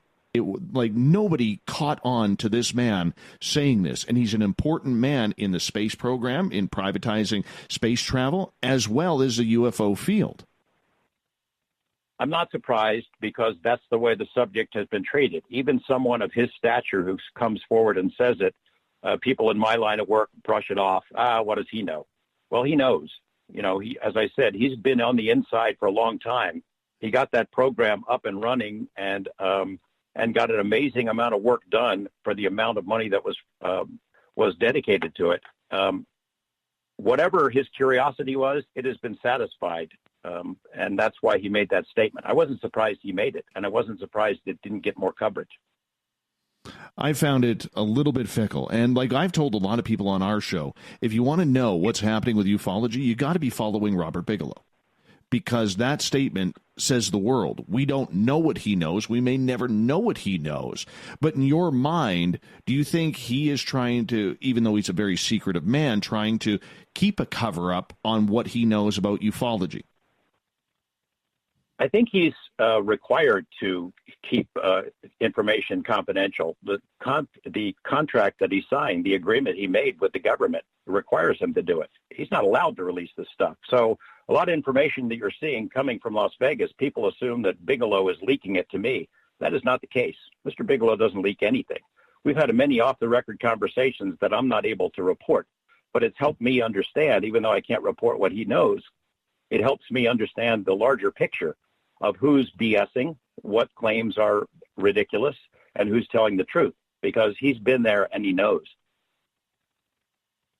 Very interesting indeed. Mr. George Knapp, I'm going to get you to hold on here, and we're going to go to break at the bottom of the hour. George Knapp is our guest tonight on Spaced Out Radio. Of course, he is the intrepid investigative journalist for KLAS-TV, Channel 8 in Las Vegas, Nevada. He is the journalistic face of UFOs, of Skinwalker Ranch, and of everything strange and weird.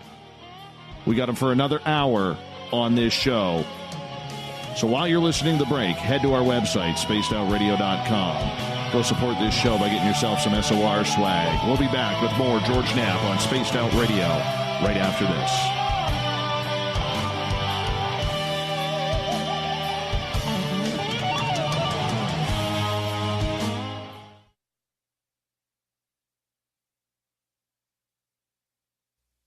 You're listening to Spaced Out Radio Live with Dave Scott on the Deep Talk Radio Network.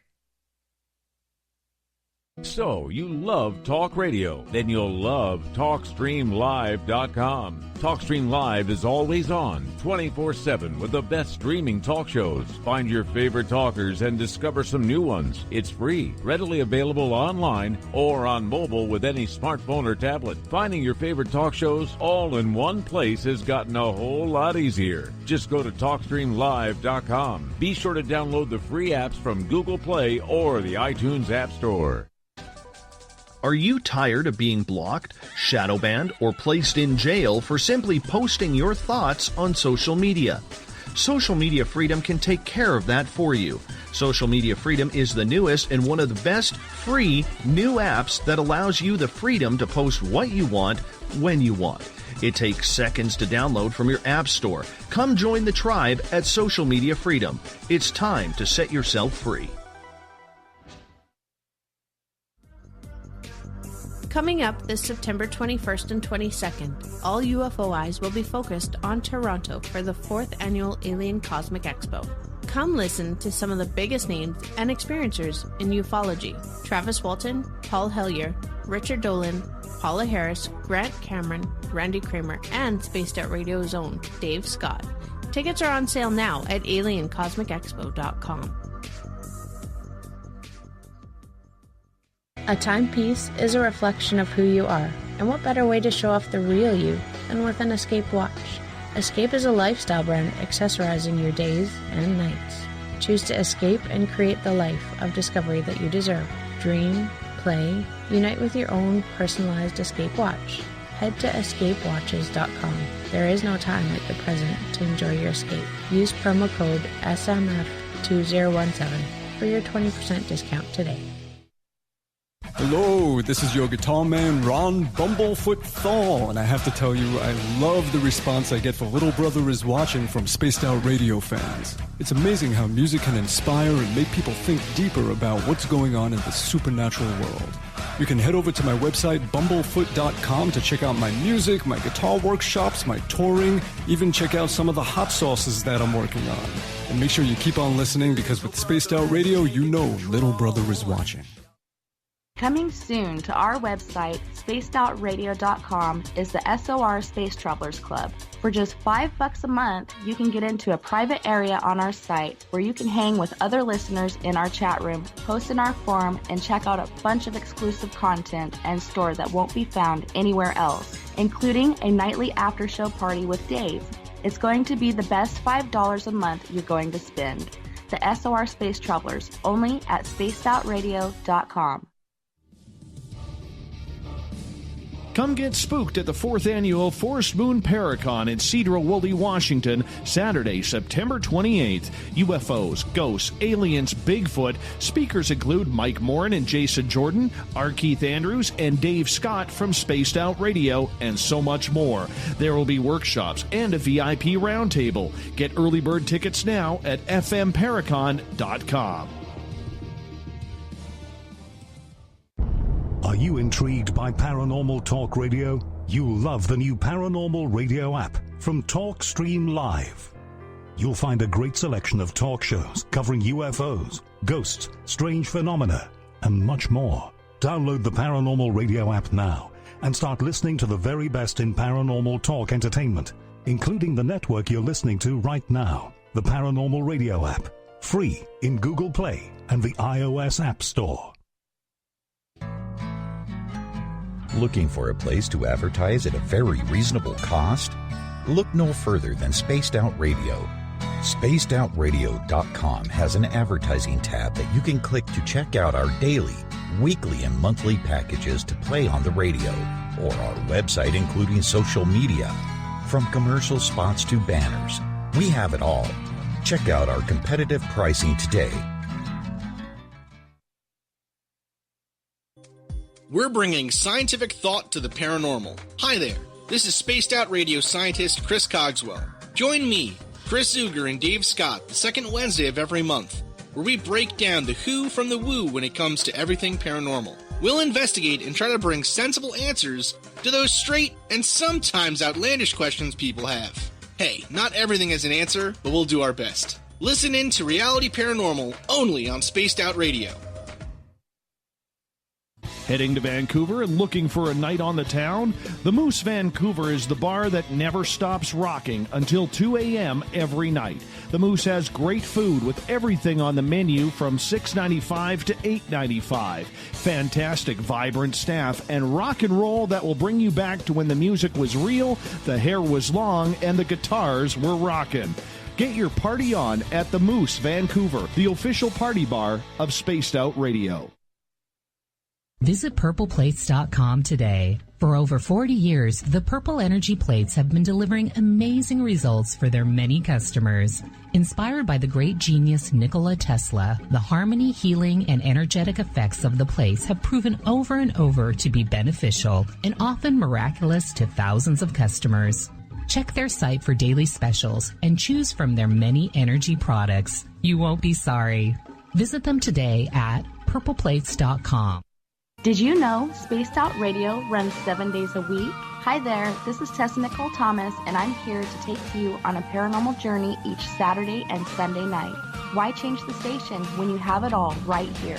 Together, we'll hang out and share some strange and scary stories. And don't forget, we have Psychic Sundays as well, so come tune in Spaced Out Weekend. We get going at 9 p.m. Pacific, midnight Eastern, only at spacedoutradio.com, where we own the night. You hear footsteps in the empty room above you. A rocking chair begins rocking by itself. Don't be afraid of the things that go bump in the night. Reach for Spirit Storybox, the iPhone app the Huffington Post UK called the only ghost hunting app you will ever need. Spirit Storybox. The spirits are telling their stories. Are you listening?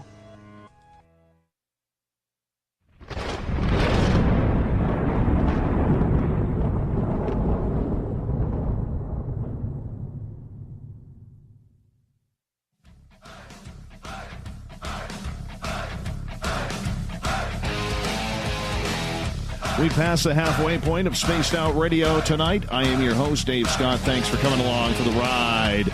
Remember, a great way to support this show is to head over to our website, spacedoutradio.com. Do a little shopping for yourself. Pick up some swag, and you'll look darn good in it. You really will. Send me a picture. I want to see it. Tonight, we are talking with George Knapp, legendary reporter out of Las Vegas, Nevada, KLAS TV. You can follow George Knapp on Twitter at G_Knapp.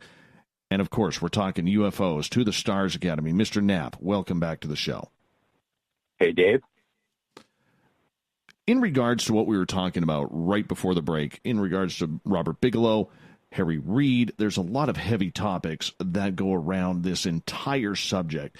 But to the Stars Academy, when they came out in October of 2017, what was your first opinion of that when they held a press conference in Seattle on camera, on social media, and didn't have a single reporter standing in front of them in the stands for that stage they were standing on? Again, not exactly a surprise, given how people in my line of work have treated this topic over the years. I think a lot of journalists look back and regret not being there because primarily of Lou Elizondo's appearance. I mean, there's a guy who had been, until a few days before, working at the Pentagon ahead of this program, studying UFOs and related mysteries, and there he comes out of the shadows and into the light and announces, hey, I was ahead of this program, and it's real. And, it got a little bit of attention. Leslie Kane wrote about it, and I wrote about it, and not much else. It wasn't until a couple of months later that the New York Times uncorked this story that the whole world paid attention. If TTSA, you get the feeling that, in ufology circles, the twitfologists and the podfologists and the blogfologists all look for conspiracies here. It's a giant government scheme to fool UFO researchers, I guess. Millions of dollars, years in the making. All these people are involved, including Senator Reid and Bob Bigelow and dozens of scientists and investigators, and all the time and money and effort that's gone into this, basically to fool ufologists. It looks just ridiculous. Now, TTSA has made mistakes along the way. You get the sense it's almost like they're kind of winging it, doing things by the seat of their pants. They've done a lot of planning, but no one has done quite what they've tried to do before. And it's a daunting task. And, they're blazing trails that not even Robert Bigelow has done, because it involves a media component that he was never involved with. And it's hard. There are people that don't want this stuff to come out. And there are people, even in other countries, that don't want our government to take it seriously, don't want scientists and the media to take it seriously. And there is a lot of pushback. But nowhere is the pushback more obvious than within the UFO circles. Ufologists can't take yes for an answer. Here's a guy named Lou Elizondo who had an impeccable record, who'd put his life on the line multiple times, working in the most dangerous assignments as an intelligence and counterintelligence officer all over the world, takes on this assignment, didn't have to, but takes it on, knowing what the risks were to his reputation and his career path, takes it on, finds out that in fact, there is a legitimate concern here that's not being addressed, does the honorable thing, leaves office, goes public, which he hates to do, and he gets nothing but grief for it. whether TTSA does anything ever again, if they closed up shop today, they've done an amazing thing because they got the New York Times to run this story. They did it. You can talk about Tom DeLonge all day long. Nobody would dare share secrets with a rock star. Well, they did. And, I was in contact with Tom 2 or 3 times a week during that period leading up to when he created TTSA. For the last 7 or 8 years, we talk on a regular basis. I was listened as he planned the creation of this organization, as he developed the pitch he was going to make to people in military and sensitive positions to try to get them to open up, to offer them a way out. I listened to it. I helped contributed to it. And we had these conversations so many times. And I listened as each step of the way as he worked his way up the chain. And I know what he did. And it was hard. And you can say that nobody would dare share information with him, that it's all disinformation. You're wrong. And, that New York Times story, getting the New York Times to put that on the front page changed everything. It was a major game changer because it made it respectable for other media to cover it. And that's what they did. It was a gigantic flurry. Dave, you'll remember it. Yes. The Washington Post does it, NBC, CBS, CNN, Fox. Fox News is still hooked on the topic. Local newscasts did it. It's suddenly respectable to at least approach the subject. And that makes it respectable for scientists to talk about it. You get a story almost every day, or at least every week, about mainstream scientists who are saying, we need to take a look at this stuff. The idea of alien life, ET life, multidimensional parallel universes, parallel realities, those kinds of exotic topics that you and I discuss all the time on the air. That is a game changer. And as I said, even if they did nothing else, they succeeded in moving the ball down the field. And more importantly, the things they've done behind the scenes that I think will become obvious pretty soon are more remarkable. Getting Congress involved, getting the Department of Defense to take a fresh look at it, regardless of what you hear from Pentagon spokespersons. It's amazing to me, ufologists or people who follow this topic, who are willing to take the word of Pentagon spokespersons at face value when you know the track record of the Department of Defense in speaking about this topic. It's hard to do it with a straight face, and yet people are so angry, jealous, feel left out because of what TTSA has done and is trying to do, that they find the only way back into the story is to dump on it. And that's what's happened. But it's very understandable, though, George, considering many in the UFO community, including longtime researchers, are hesitant to support them or have a real distaste in their mouths about TTSA because they feel that group hasn't done much to acknowledge or even utilize many in this community. They're almost like their own pariahs. Do you believe that's more about feelings being hurt in the UFO field, or is that a flaw of TTSA? I think they could make better use of the resources available, but you can see how the community has responded from the beginning. There aren't many people that said, hey, yeah, I want to hear more from that Tom DeLonge guy. He's really onto something. The public did. The public has responded. But the UFO community has been pretty negative across the board. Maybe it's a very human kind of reaction that they would circle the wagons.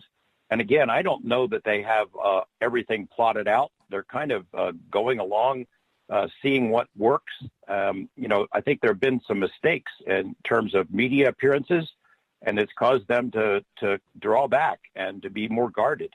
But that's about to change. I think that the TV show will make their case. The show that's going to air on the History Channel is going to lay out the case that they've been putting together since they were formed in October of 2017. What I've been told about it is it's going to be pretty impressive. We'll all wait to see. I am not. I don't work for TTSA, and I don't have the same kind of access to them that I had before because they are reserved. They're nervous about how the subject and the organization is treated. They've rolled the dice. They have put everything on the line. And but I think we're all going to see a lot of stuff, a lot of information is going to come out soon. I don't blame them for not trusting the UFO community. You look at what it's like, such an exciting time, so many things in motion, so much action and energy and new people involved. And ufology is arguing about little picky stuff, trying to trip them up, trying to muddy the waters and cast aspersions and making it personal. You look at a guy like Chris Mellon, that family, it's well known in financial circles in American history, a wealthy family. He doesn't have to work. He didn't have to work in public service, but chose a career in public service, working at the U.S. Senate and then at the Department of Defense. He didn't need this. You think he's pulling an investment scam of some sort, that's what his lasting legacy is going to be? He comes forward to do this because he thinks it's important. Same with Lou Elizondo, as I said, putting his life on the line, Afghanistan and Cuba, and comes forward to do this. You think he's doing this to fool ufologists? This grand scheme, that Bigelow, that Harry Reid are all involved in this multi-year, multi-million-dollar project to fool ufology. It's ridiculous. But that's the way it looks, though, considering they haven't been open. People that I have talked to in the field have tried reaching out, good people you know, people I know, and even media outlets who are doing this in a professional way, and they're being ignored, and instead talking to people who know absolutely nothing or give no care to this topic. And I think for a lot of people, it's about their feelings getting hurt, especially experiencers who want to know absolutely anything and everything about what is going on and how they can maybe be helped by To the Stars, and yet the group is silent. Well, I can see, I think you make a legitimate point, and I think that'll change. I hope it'll change. They've put everything sort of on the line here on the TV series. They're looking for an audience beyond ufology. UFO people are not their audience. They're looking for a global audience, the general public. They want to make a breakthrough there, get the public interested in it, and thus get Congress and decision makers in government interested and make it more legitimate, to give a foundation for moving forward, for legitimizing research, for pushing the ball down the field. And I think everything for them is riding on the TV show because, again, it's a much bigger audience than ufology. So they have hurt some feelings. They've got some fences to mend in the immediate circles, and I think they'll do that. But, they're not going to share the information that they've worked to get with a UFO newspaper or blog. They want to put it out on their TV show and break the news themselves. I understand that. I understand it. Do you trust that the TTSA, though, has the public's best interest at heart? Well, it's what got all of them involved in it. I mean, as I said, Chris Mellon, he doesn't need this. Tom DeLonge had a really good life. He's a rock star. He's a multimillionaire. He had businesses. He didn't have to do this. He's passionate about the subject.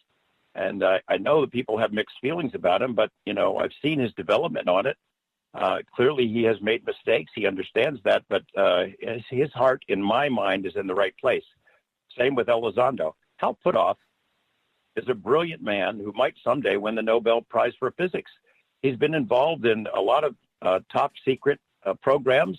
He's been trusted by our government, by intelligence and military agencies, has had the highest clearances to do all kinds of stuff. Now, in ufology, only in ufology is that a black mark on his record that, he worked for the CIA. He can't be trusted. This guy has put his life on the line, his professional reputation on the line to pursue topics that most scientists don't want to come within a mile of, and gets vilified for it.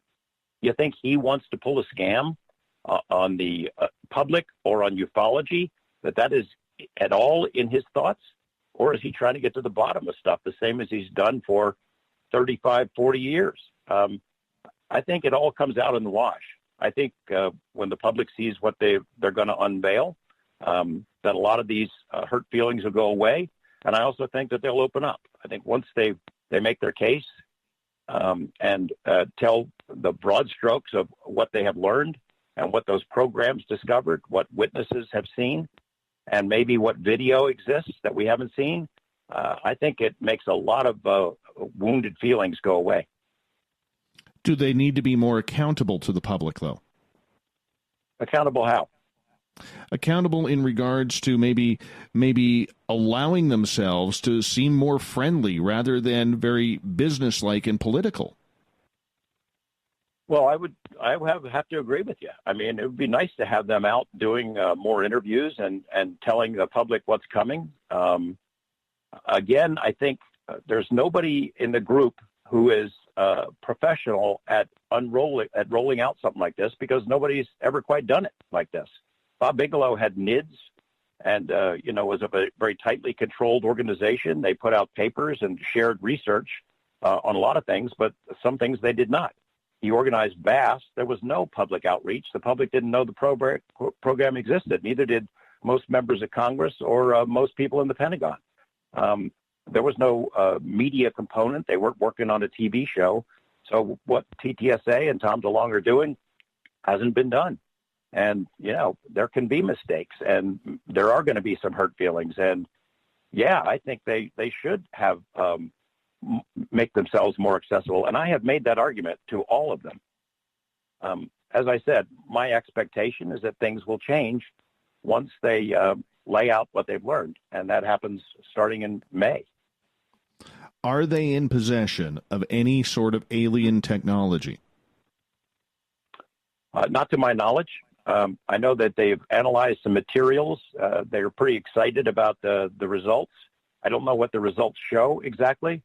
Hal Puthoff made a public presentation here in Las Vegas last June, where he spoke openly about it for the first time and described some of the manufacturing processes that were used in these metamaterials, that it's beyond anything that we know. They don't even know why these things were made the way they were made, organized atom by atom at the atomic level. And, I think he has a better understanding of why those materials were used. Lou Elizondo has made statements that he thinks that they now understand the physics of the Tic Tac and Gimbal craft that we're operating, that the materials that they're talking about are important to the operation of those craft. Doesn't mean we can duplicate it. And I have seen no indication that they have alien technology, but they may have some materials that of unknown origin. We got about 4 minutes left before we got to take a break at the top of the hour. George Knapp is our guest tonight. George, in their first press conference to announce the To the Stars Academy, Luis Elizondo came out, said he was part of the program until 2012. But we also know he worked on UFO files until 2017 when he joined TTSA 5 days later. Do we know which department paid him from 2012 to 2017, and is that department still tracking advanced aerial threats? There is a program that's still underway. What he said is true. It did not end when he left. You go back to Project Blue Book. When it ended, we were told that's it. We didn't find anything of interest to national security. It's done. And, of course, the Bollinger memo says cases involving national security will continue to be handled the same way they have been. Now, whether or not that is the program that is now known as ATIP, we know, in fact, that program that we understand that collects military encounters, information about military encounters, has existed for a long time, and it continues. Now, I'm telling you flat out, it's still going on. No matter what the spokespersons have said, it is still underway. And of course it would be. If you have gimbal-type craft, a couple of dozen encounters with the U.S. Navy off the coast of Virginia and off the coast of Florida, and you have these encounters in increasing numbers since 2015, of course that is going to be on the radar of the national security apparatus. Of course they're going to be studying, collecting information. Lou Elizondo, the confusion comes from there were a couple of programs. So there was a program that Elizondo took control of that existed for a long time, and it's not really a program. It was more of an assignment. There's a network of people in different defense and intelligence agencies that when these cases would come in from, say, the U.S. Navy or from CIA, they would confer, they'd share information, they'd collect evidence, what they could, they'd interview some witnesses, it goes into a file, and it basically went nowhere because no one at the higher echelons would pay attention to it. Lou Elizondo said when he took the reins of that program over, that his immediate supervisor didn't know what he was doing. It was the guy above him who had made that assignment. So it was like an assignment. I don't even think they had a budget. The budget that was reported in the New York Times, the $22 million, that was for a separate program. That was created, actually, the seeds of it started in 2007 when a DIA official met with Robert Bigelow, flew to Skinwalker Ranch, had an experience, went back to Washington, went to go meet with Senator Reid, told him about it, and said, we need to study this stuff because it's bigger than just nuts and bolts flying saucers. And if we're ever going to figure out the mystery, we need to expand it and need to look at other stuff, related mysteries, other phenomena that appear in the same areas where flying saucers and other craft are seen. Reid enacted the program. He got the money for it. In 2008, the contract was awarded to Robert Bigelow, Bass, his organization. He hired dozens of people. He modified buildings at his Bigelow Aerospace plant in Las Vegas, and they went to work. Bigelow is a guy who gets every dollar's worth out of his employees, and they did amazing stuff. Now, the only hint that we've seen about the work that was done for those years of the OSAP program, that's what it was called, OSAP, separate from the program that Lou was involved in the Pentagon, the only thing we've seen are the list of the 38 papers that were written. That is the tip of the iceberg. That's the public face of it.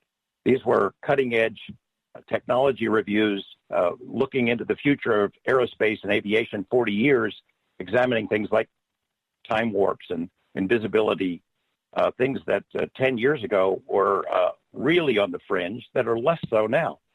I think eventually all of those papers will come out, but there was a lot more that was produced. Lou interacted with OSAP and with Bass, but he was not part of it. His program continued. So there is some overlap in the two different programs. And then it's not exactly clear, even to me, when the name changed, but OSAP became ATIP. And you see that in the letter that Harry Reid wrote to the Secretary of Defense in 2009. I don't know if it was Reid's mistake or who assigned it. Lou Elizondo said the name changed less than a year into OSAP. So there's a lot of confusion about which one is ATIP. Yeah, right. I got to shut you down right there. We got 30 minutes left with George Knapp on Spaced Out Radio right after this.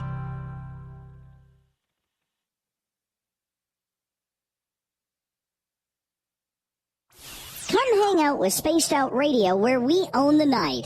This is Carl. You can follow Dave on Twitter at Spaced Out Radio, and during the show, use the hashtag Spaced Out Radio to chat with us live. On Instagram, at Dave Scott SOR. On Facebook, give our page a like, Spaced Out Radio Show. SOR archives are free on YouTube at Spaced Out Radio. Come join us, or I will come join you. See you at your window. At spacedoutradio.com, we have a little bit of everything for you to stay up late. So while you're there, check out our SOR Newswire, where our team brings you stories of the weird and strange to the WTF from around the globe. News on Bigfoot, UFOs, paranormal, Darwinian-type crime tales. It's the stories that the mainstream media usually won't touch. Well, we got them all on the SOR Newswire, only at spacedoutradio.com. You're listening to Spaced Out Radio Live with Dave Scott on the Deep Talk Radio Network. On the first Tuesday of every month, I encourage you to come along for a journey with me, Geraldine Orozco, on The Spiritual You. Together, we will take a look at how to access the highest expression of yourself and change your life. Consciousness, ET contact, health, and wellness, we can talk about it all. So come along for a spiritual ride with me, Geraldine Orozco, on The Spiritual You, only on Spaced Out Radio. The Call of the Wild is in Vancouver. The Moose Vancouver is one of the hottest bars and restaurants in the city. Open until 2 a.m. nightly, the Moose will rock you like a hurricane all night long. Great food with everything on the menu at $6.95 near the corner of Nelson and Granville. Get your horns up and come rock with us. The Moose Vancouver, the official rocking bar of Spaced Out Radio. Visit purpleplates.com today. For over 40 years, the Purple Energy Plates have been delivering amazing results for their many customers. Inspired by the great genius Nikola Tesla, the harmony, healing, and energetic effects of the plates have proven over and over to be beneficial and often miraculous to thousands of customers. Check their site for daily specials and choose from their many energy products. You won't be sorry. Visit them today at purpleplates.com. Looking for a place to advertise at a very reasonable cost? Look no further than Spaced Out Radio. SpacedOutRadio.com has an advertising tab that you can click to check out our daily, weekly, and monthly packages to play on the radio, or our website including social media. From commercial spots to banners, we have it all. Check out our competitive pricing today. Heading to Vancouver and looking for a night on the town? The Moose Vancouver is the bar that never stops rocking until 2 a.m. every night. The Moose has great food with everything on the menu from $6.95 to $8.95. Fantastic, vibrant staff and rock and roll that will bring you back to when the music was real, the hair was long, and the guitars were rocking. Get your party on at the Moose Vancouver, the official party bar of Spaced Out Radio.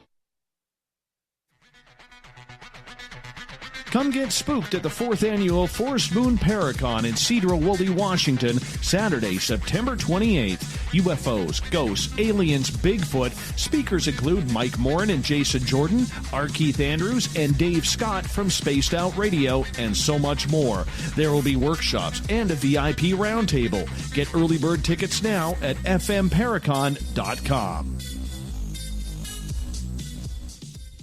The freedom to post what you want, when you want. That's the social media freedom you need. Social media freedom is the free app in your app store. No need to worry about going to jail or being shadow banned any longer. It's the freedom to say what you feel. The freedom to know Big Brother isn't watching. It's the way social media is supposed to be. Social media freedom. It's time to set yourself free. Download from your app store today. Get your horns up with me on Spaced Out Radio. This is Ron Bumblefoot THAL. Come tune in to SOR where you can hear me rock out with Little Brother is Watching, the official theme song of Spaced Out Radio. And then come on over to bumblefoot.com where you can find out about my tour schedule, my music, and everything else. Bumblefoot.com keeps you up to date on what I'm doing and the best way to stay in touch with my music and music camps. Sign up for my newsletter at bumblefoot.com and remember, Little Brother is Watching. We are getting ready to relaunch the SOR Space Travelers Club at spacedoutradio.com. For $5 a month, you can join us for a plethora of features found nowhere else. Hang out in a private chat room during the show and after party. You can check out some exclusive content and a store specifically for you, as well as a private listener forum where you can post your thoughts, stories, and pictures. The SOR Space Travelers Club, coming soon to spacedoutradio.com. So, you love talk radio? Then you'll love TalkStreamLive.com. TalkStream Live is always on, 24/7, with the best streaming talk shows. Find your favorite talkers and discover some new ones. It's free, readily available online or on mobile with any smartphone or tablet. Finding your favorite talk shows all in one place has gotten a whole lot easier. Just go to TalkStreamLive.com. Be sure to download the free apps from Google Play or the iTunes App Store. Looking for the stories of the strange and weird that you will find hard to find anywhere else? Check out the SOR Newswire on our website. Our writers, led by Captain Shirk, are scouring the world for the oddest and most bizarre stories we can find. Everything from weird crime to suspenseful and paranormal. We're working hard for you to bring you the most intriguing news of your day. Check out the SOR Newswire at spacedoutradio.com today. Canada's largest UFO conference is ready to roll in Toronto this September 21st and 22nd at the Alien Cosmic Expo. This year is about the experience. Listen to the stories of Dave Scott, Travis Walton, Paula Harris, Grant Cameron, Ryan Stacey, Richard Dolan, Leslie Mitchell-Clark, and more. Get your tickets now at aliencosmicexpo.com.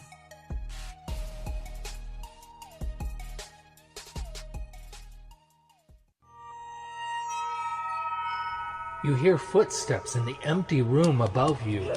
A rocking chair begins rocking by itself. Don't be afraid of the things that go bump in the night. Reach for Spirit Storybox, the iPhone app the Huffington Post UK called the only ghost hunting app you will ever need. Spirit Storybox. The spirits are telling their stories. Are you listening?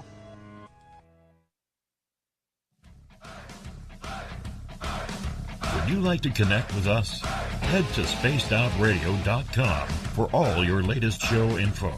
Now, back to Dave Scott and SOR. Welcome back to the third and final hour of Spaced Out Radio tonight. I am your host, Dave Scott. Great to have you along for the ride. Tomorrow night on the show, we have our Keith Andrews back with the ET Connection. All aliens, all night, 9:06 Pacific, 12:06 a.m. Eastern at spacedoutradio.com. Hi to our affiliates, KDUN, AM 1030 in Reedsport, Oregon, KZFX, 93.7 FM in Ridgecrest, California, in Noonan, Georgia, WQEE, 99.1 FM, and in New Orleans, UPRN, 107.7 FM. On the digital side, hi to everyone listening in on Revolution Radio and Deep Talk Radio. Don't forget, you can check out all of our archives for free at youtube.com/Spaced Out Radio. Just do me the favor, hit that subscribe button. You know our website, you know the password for tonight. We're going to cancel that part out. We're going to get right to it because we only have George Knapp until the bottom of the hour, and we got to fit a lot of information in here for you. Mr. Knapp from KLAS TV, 38 years. Still impressive to say that. Welcome back to the show. Thanks, Dave. I guess I'll talk fast in this half hour. In regards, right before the last break, we were talking about Lou Elizondo. And about a year ago, you had Lou and Jan Harzan on from MUFON. It was a great interview. But I got to say, I was one of the ones who was caught off guard, and this kind of went all over the social media aspect when they were talking. And it kind of made it sound like it was old hat that the Stars Academy and MUFON were working together. Now, in the media world, you usually get a press release or some type of acknowledgement on that. And many times, MUFON has denied things like this in the past, like when Robert Bigelow had bought into them in the late, make that about 10, 12 years ago.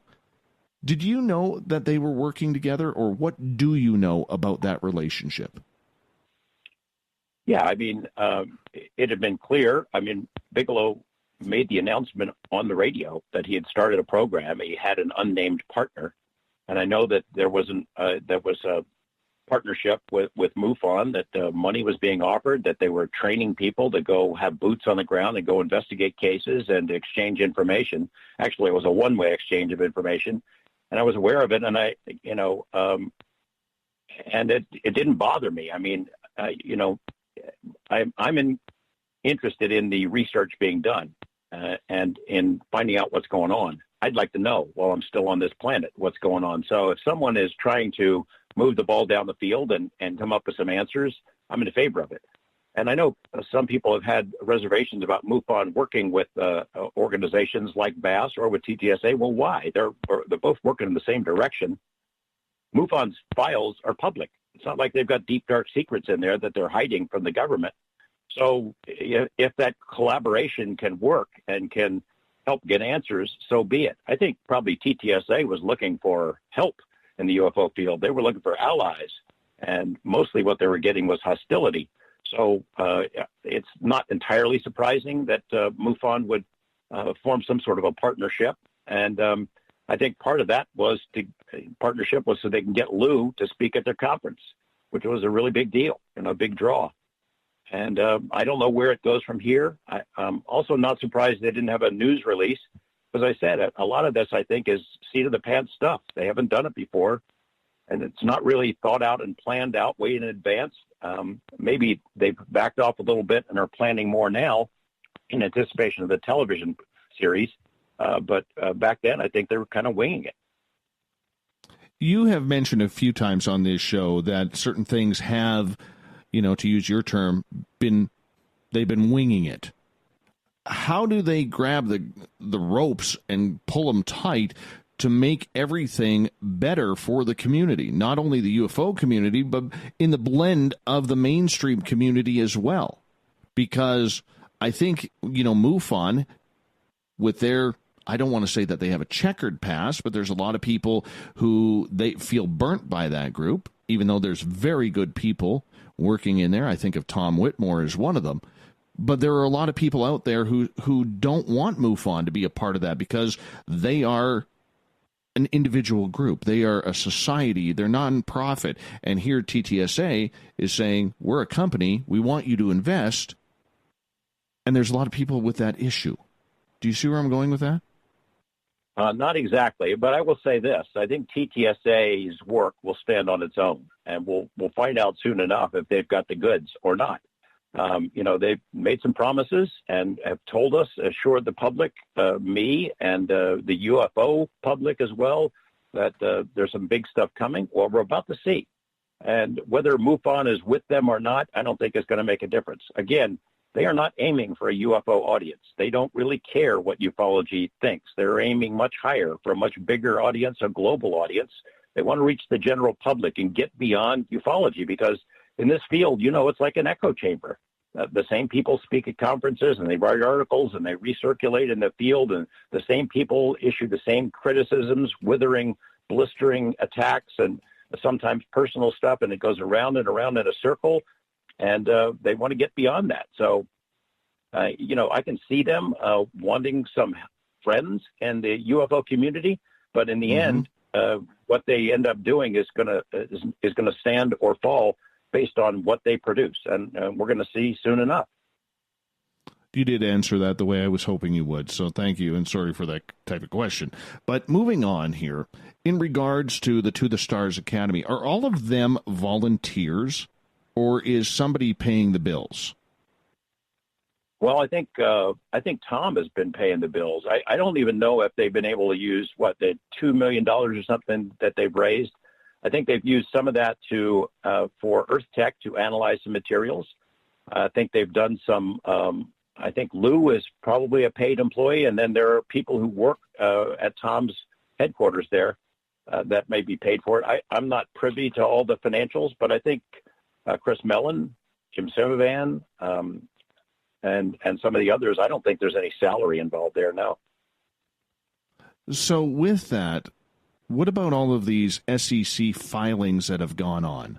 Is there any merit to that, or have the numbers been fudged to make it look worse than what it actually is, or maybe vice versa?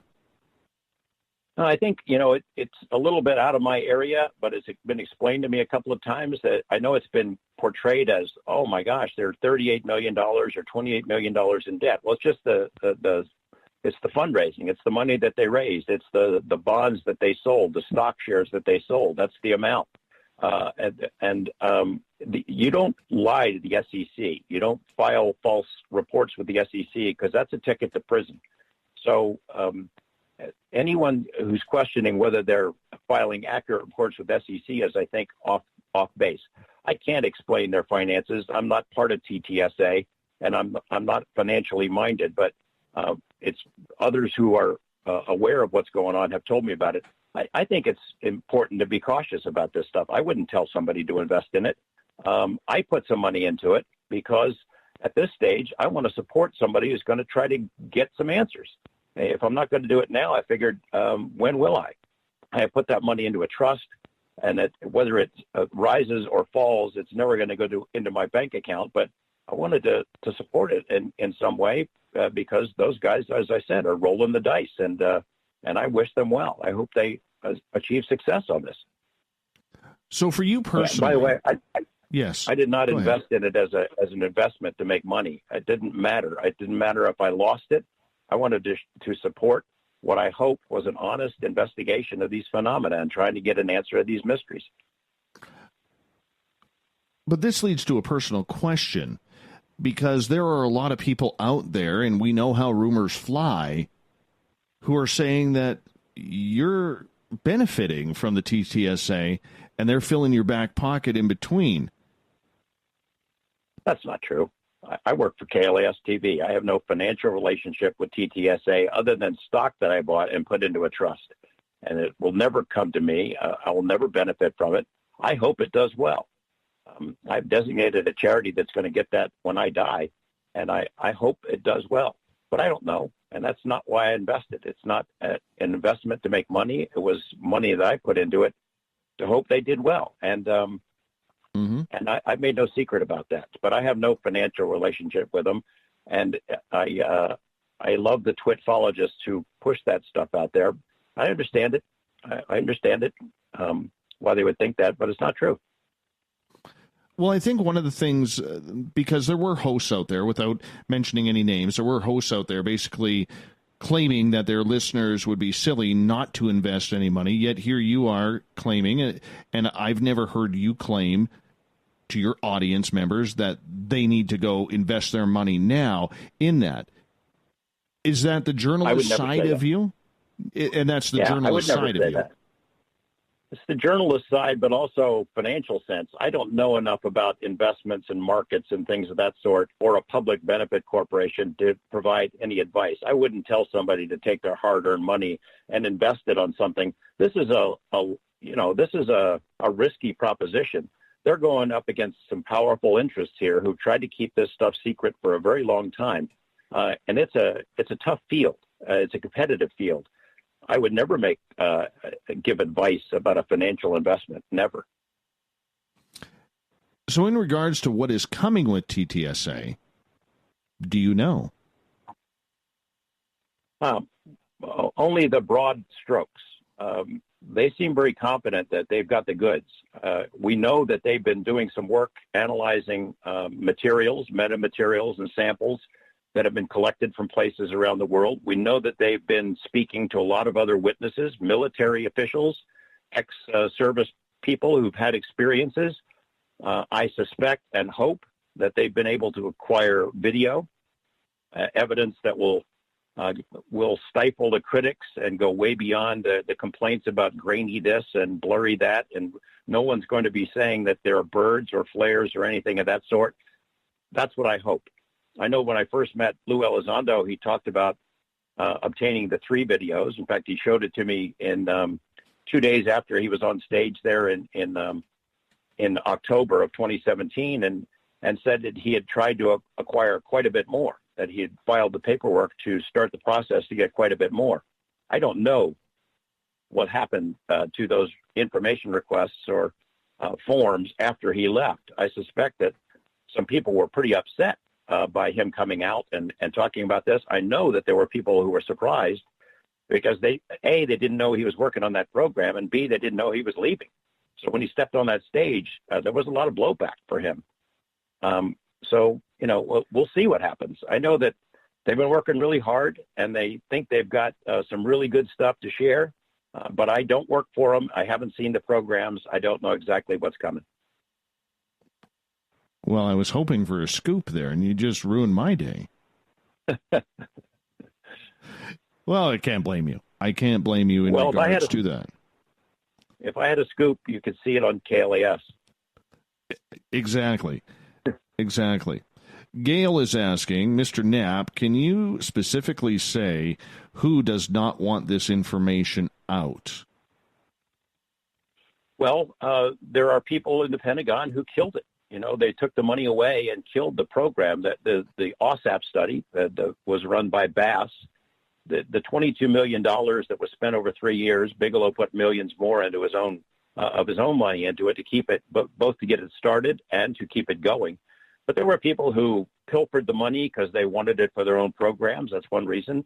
There were people in the Pentagon who objected to the nature of the study. Skinwalker Ranch was one of the focuses of the study during the Bass era.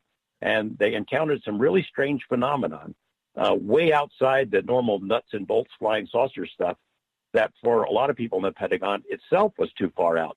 So people there got nervous. They were worried about 2 things. One, they were worried that it would end up being on the front page of the New York Times, which it was. And then there were others, religious fundamentalists in the Pentagon, who were worried that whatever we were studying, it was demonic, that it might be invoking the name of Satan, that we might unleash demons into our world by engaging them at Skinwalker Ranch and other places.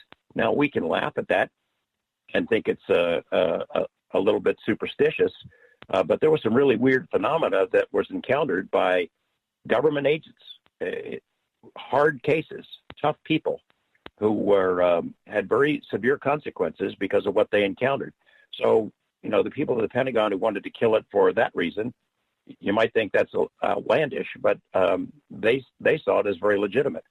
And then, just general people who don't take the topic seriously, who haven't been exposed to the evidence that already exists. It's been stovepiped and ridiculed for so many years inside the military that the number of people who understand the big picture is very small. So they wanted it. There was a lot of people who wanted it gone, and a lot of people wanted the money spent on something else. One final question in regards to the TTSA, because I do want to get in the fact of what is happening in the field of ufology with you quickly, and we only got about 7 minutes left. How much control do the secret clearances that many of these gentlemen on TTSA have affect what they do on a daily basis? Well, I think they have to always be cognizant of it. Because they've signed agreements with penalty of law. I mean, they could, if they violate it, they have to be careful. So, Lou in particular, you've seen him in interviews, some with me and some with other people, how careful he is in picking his words. And he'll walk you right up to the edge of something, but he doesn't move past it. In the first interview I did with him was about ATEP. Now, I knew that there was another program at the time. The ATEP was sort of the general name that was used by the New York Times and that was used by TTSA and by him. And the second interview I did with him, I'd come out with a story about OSAP existing and Bigelow Aerospace being a separate program. So he said, yeah, I knew somebody would get it eventually, but I couldn't talk about it. It wasn't my program. It was somebody else's. So he is cognizant of it. There are people who probably wish him ill, who are mad that he left, mad that he's spilled the secrets that he has and that he's helping an effort like this to spill even more. So he's being very careful. I want to move on here. We got about 6 minutes, and unfortunately, there's just not enough time. And I don't know really how to do that. Maybe one day in the future when you have time, you'd like to come back on. We'd definitely make room for you at any time. But I want to ask you, as one of the only true investigative journalists working in the paranormal/UFO realm, how do you feel about a lot of people in this field without any journalistic experience self-titling themselves as investigative journalists to promote their own agenda and name? Well, it kind of bothers me. I mean, I was into it 15 years before in my television career, and covering every kind of story you can imagine, the mob and pollution and scandals and political cover-ups and things of that sort. Before I became a member of the I-Team, you had to pay your dues to become an investigative reporter. I don't sit at my keyboard and just crank out stuff that flies off the top of my head.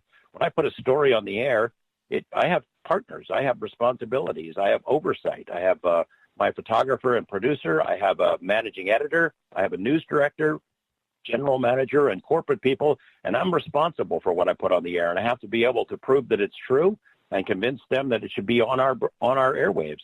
People sit at home and crank out whatever they want, a blog or a podcast or a tweet, and that they think that is journalism. I am happy about the advent of citizen journalism, various social media platforms that have been used to expose wrongdoing and things that need to be focused. But just because somebody can type doesn't make them a journalist. And it sure as hell doesn't make them an investigative journalist. All journalism is investigative at some level, but we understand that there's a different meaning for this in common parlance. And the people who take that title and claim it, I think, demean its ultimate meaning. Do you think this affects the credibility of the field of ufology? Because I've been pretty hard on this. I've written a couple of blogs on this, stated it on many radio shows where I've been interviewed or where I've been doing the interviewing, and it's something I'm very passionate about. I can hear the passion in your voice about this too. How does that affect the credibility if we have these charlatans, if you want to call them that, stealing a title for their own agenda? Well, I don't know how you can hurt the credibility anymore or how it can go any lower. I mean, just the idea of ufologist, as I said earlier in our conversation, there are no standards for it. There are no qualifications, no degrees that are awarded, no tests you have to take. You just declare yourself one and you're one. So, for most people in my profession, the whole topic is ridiculous. They see crazy people wearing crazy shirts talking about crazy things, and they're abducted by this and auras that, and they don't want anything to do with it because it's hard. And there's a learning curve here, and it's hard to get through all the nonsense that surrounds it to get down to the brass tacks, to get down to the facts that matter. So it's a lot easier just to wipe it off. So the overall reputation of ufology is pretty bad anyway, but I would say I've never seen anything quite like what's underway right now. The viciousness and the personal attacks, and it's really petty kind of stuff. People who presumably want answers and want clarity on this topic, going out of their way to muddy the waters, to make things confusing, to take bits and pieces that they find on Facebook or something and put it together in some giant narrative to prove what? What is the ultimate conspiracy that all these people for all these years, important people in important positions, have spent their time and millions of dollars, some of it their own money, to fool ufology? That doesn't take a whole heck of a lot of work. So, I'm amazed every day by the vitriol that I see in the field. And you know what? I think it's changing a little bit in that there's a new generation that's come into this. New people since the New York Times story came out who have been attracted to the topic and are realizing, hey, there's something really going on here, and I want to learn about it. And they're just bypassing ufologists. They're just bypassing it because they can recognize what nonsense is spewed and the petty, vindictive jealousy stuff that spurts out every single day. We have about 1 minute left with you tonight. And from all of us in Spaced Out Radio land, all of our listeners, myself included, I want to give you a big thank you for taking some very precious time out of your day and week to spend it with us and to break down everything that you have tonight. And I hope we did you some justice as well in giving you the floor in a professional manner. With that being said, where could people find you? Where can they get a hold of you? How can they find you on social media?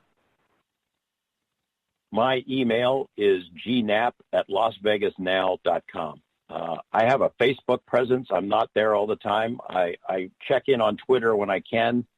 I'm always lurking around. I'm not always engaging with people because I find I get sucked into conversations that I don't want to be in, and they become time-consuming. gknapp@lasvegasnow.com. I get a lot of emails, but I work my way through them at one time or another if people want to write to me or contact me. Wonderful. Mr. George Knapp, thank you so much for being on Spaced Out Radio tonight. An absolute pleasure to finally get an opportunity to chat with you. And I'm telling you right now, as per show history, you got some of the best hair and beard going on television right now. I am going to say that. That's where I got to end it right there. George Knapp, everybody, from Coast to Coast AM on the weekends, KLAS TV. We got the SOR Newswire and the Thought of the Day coming up right after this.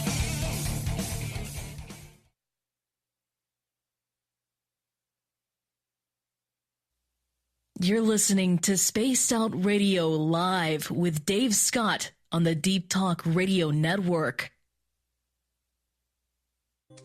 We're bringing scientific thought to the paranormal. Hi there, this is Spaced Out Radio scientist Chris Cogswell. Join me, Chris Zuger, and Dave Scott the second Wednesday of every month, where we break down the who from the woo when it comes to everything paranormal. We'll investigate and try to bring sensible answers to those straight and sometimes outlandish questions people have. Hey, not everything has an answer, but we'll do our best. Listen in to Reality Paranormal only on Spaced Out Radio.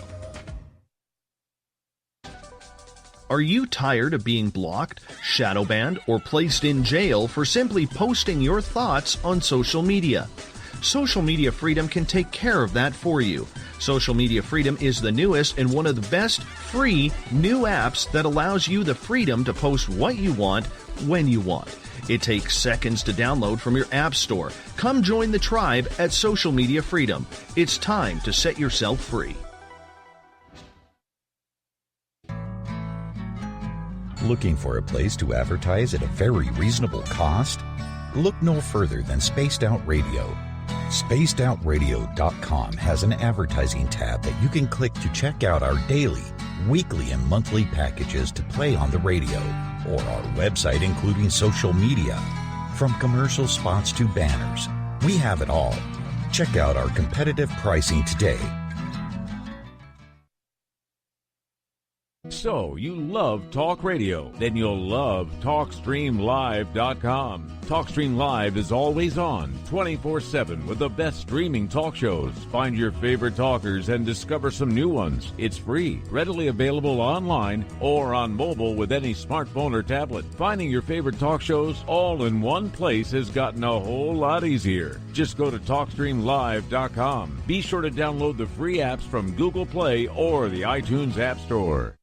Heading to Vancouver and looking for a night on the town? The Moose Vancouver is the bar that never stops rocking until 2 a.m. every night. The Moose has great food with everything on the menu from $6.95 to $8.95. Fantastic, vibrant staff and rock and roll that will bring you back to when the music was real, the hair was long, and the guitars were rocking. Get your party on at the Moose Vancouver, the official party bar of Spaced Out Radio. Coming up this September 21st and 22nd, all UFO eyes will be focused on Toronto for the 4th Annual Alien Cosmic Expo.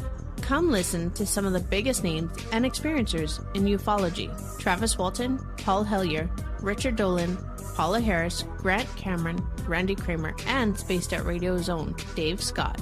Tickets are on sale now at aliencosmicexpo.com.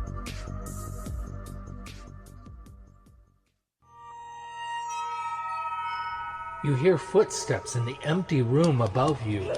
A rocking chair begins rocking by itself. Don't be afraid of the things that go bump in the night.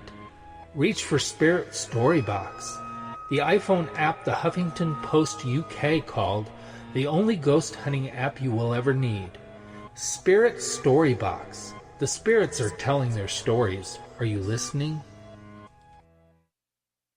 Hello, this is your guitar man, Ron Bumblefoot Thal, and I have to tell you, I love the response I get for Little Brother is Watching from Spaced Out Radio fans. It's amazing how music can inspire and make people think deeper about what's going on in the supernatural world. You can head over to my website, bumblefoot.com, to check out my music, my guitar workshops, my touring, even check out some of the hot sauces that I'm working on. And make sure you keep on listening, because with Spaced Out Radio, you know Little Brother is watching. Are you intrigued by Paranormal Talk Radio? You'll love the new Paranormal Radio app from TalkStream Live. You'll find a great selection of talk shows covering UFOs, ghosts, strange phenomena, and much more. Download the Paranormal Radio app now and start listening to the very best in paranormal talk entertainment, including the network you're listening to right now, the Paranormal Radio app, free in Google Play and the iOS App Store. A timepiece is a reflection of who you are, and what better way to show off the real you than with an Escape watch? Escape is a lifestyle brand accessorizing your days and nights. Choose to escape and create the life of discovery that you deserve. Dream, play, unite with your own personalized Escape watch. Head to escapewatches.com. There is no time like the present to enjoy your escape. Use promo code SMF2017 for your 20% discount today. Did you know Spaced Out Radio runs 7 days a week? Hi there, this is Tessa Nicole Thomas, and I'm here to take you on a paranormal journey each Saturday and Sunday night. Why change the station when you have it all right here? Together, we'll hang out and share some strange and scary stories. And don't forget, we have Psychic Sundays as well, so come tune in Spaced Out Weekend. We get going at 9 p.m. Pacific, midnight Eastern, only at spacedoutradio.com, where we own the night. Visit purpleplates.com today. For over 40 years, the Purple Energy Plates have been delivering amazing results for their many customers. Inspired by the great genius Nikola Tesla, the harmony, healing, and energetic effects of the plates have proven over and over to be beneficial and often miraculous to thousands of customers. Check their site for daily specials and choose from their many energy products. You won't be sorry. Visit them today at purpleplates.com. Coming soon to our website, spacedoutradio.com, is the SOR Space Travelers Club. For just $5 a month, you can get into a private area on our site where you can hang with other listeners in our chat room, post in our forum, and check out a bunch of exclusive content and stores that won't be found anywhere else, including a nightly after-show party with Dave. It's going to be the best $5 a month you're going to spend. The SOR Space Travelers, only at spacedoutradio.com.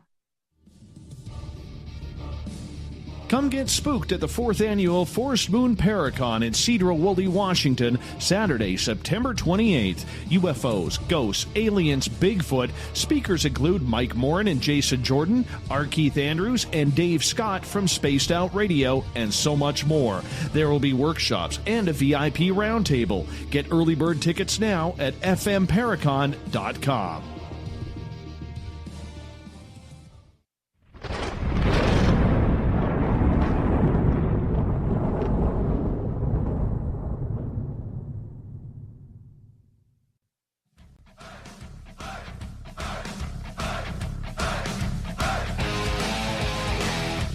We've rounded third. We're heading for home tonight on the mighty SOR. I am your host, Dave Scott, hanging out with all of you tonight, and I want to say thank you to everybody who came out and listened to our George Knapp interview. A quick reminder to all of you that a good way to support this show is to head on over to our website, spacedoutradio.com, click on the shop tab, pick yourself up a t-shirt, hat, hoodies, socks, coffee mug, you name it, we have it, all at spacedoutradio.com. It's that time of the night once again where we get to the weird, the wacky, the WTF in Captain Shirk's SOR Newswire.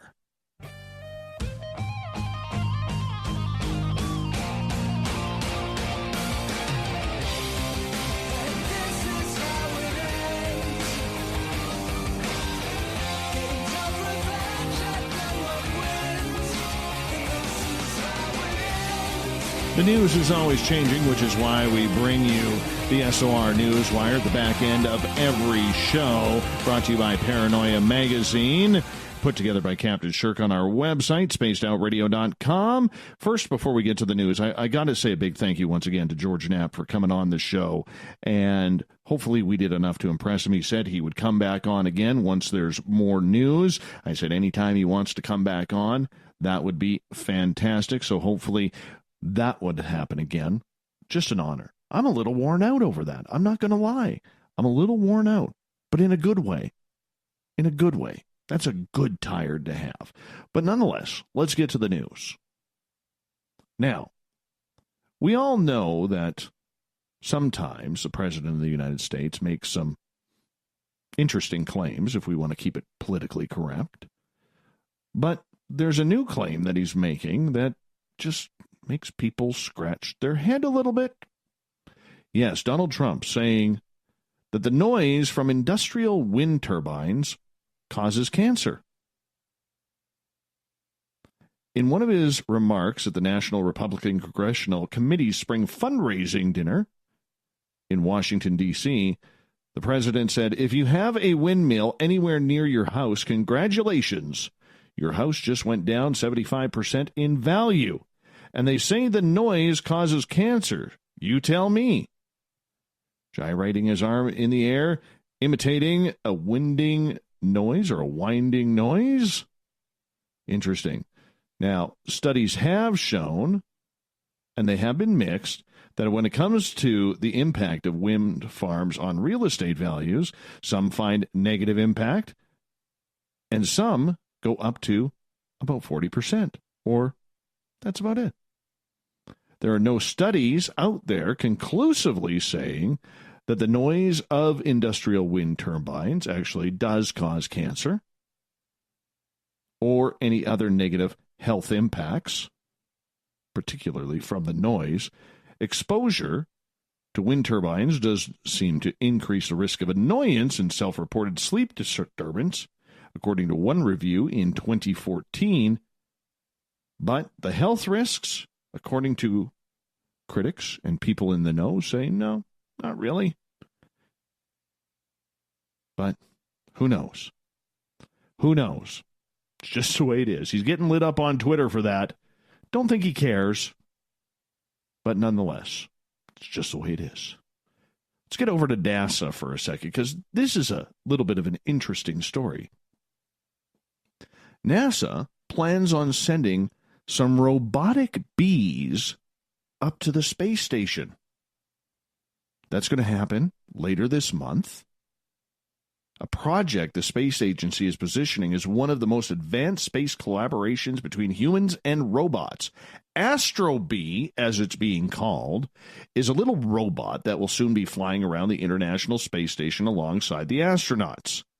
According to NASA's page about the bees, which says it will help scientists and engineers develop and test technologies for use in zero gravity and help the astronauts doing their routine chores.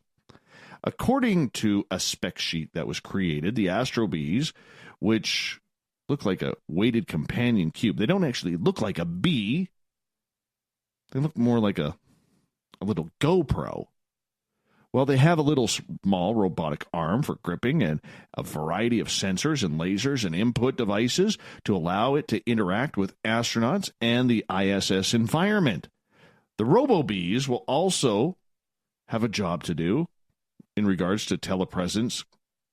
NASA employees back in Houston will be able to jack into the floating bots from the ground, according to the space agency, giving them eyes and ears aboard the ISS. See, we're not the only ones who are being spied upon.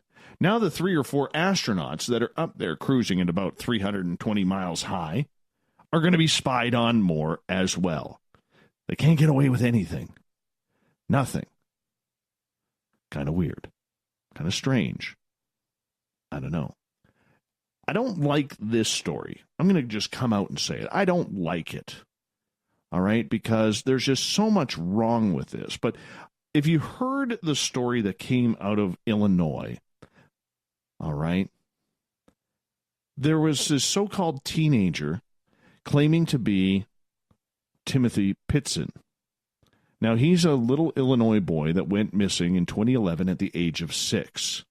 His parents have never found him. Weird case.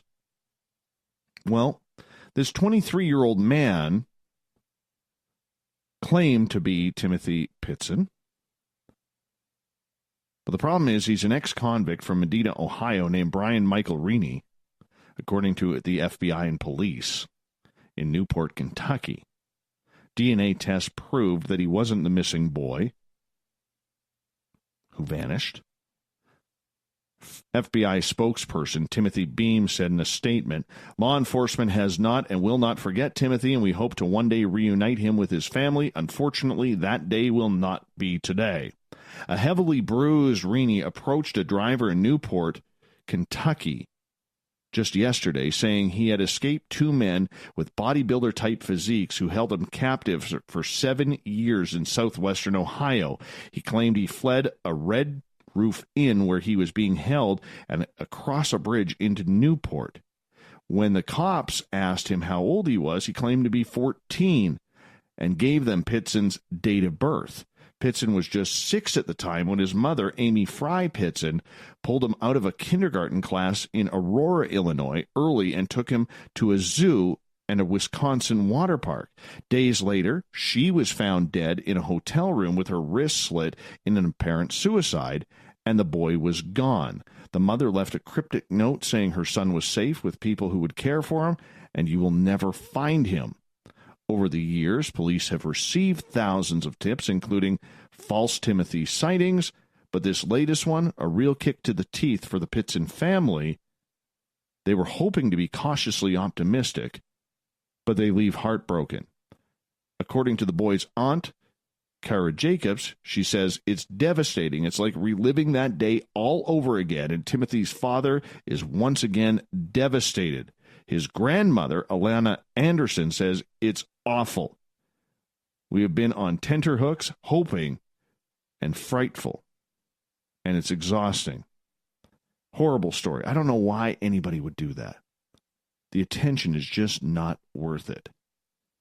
Brave mother, speaking of mothers, here in British Columbia, where a mom on Vancouver Island literally saved her 7-year-old son who was being mauled by a cougar. Now, Kevin Bromley said his son Zach was playing in the family's backyard of Lake Cowichan on Friday when a cougar leapt towards him, bounced off a metal fence before clawing its way through a barrier. You could still see the claw marks.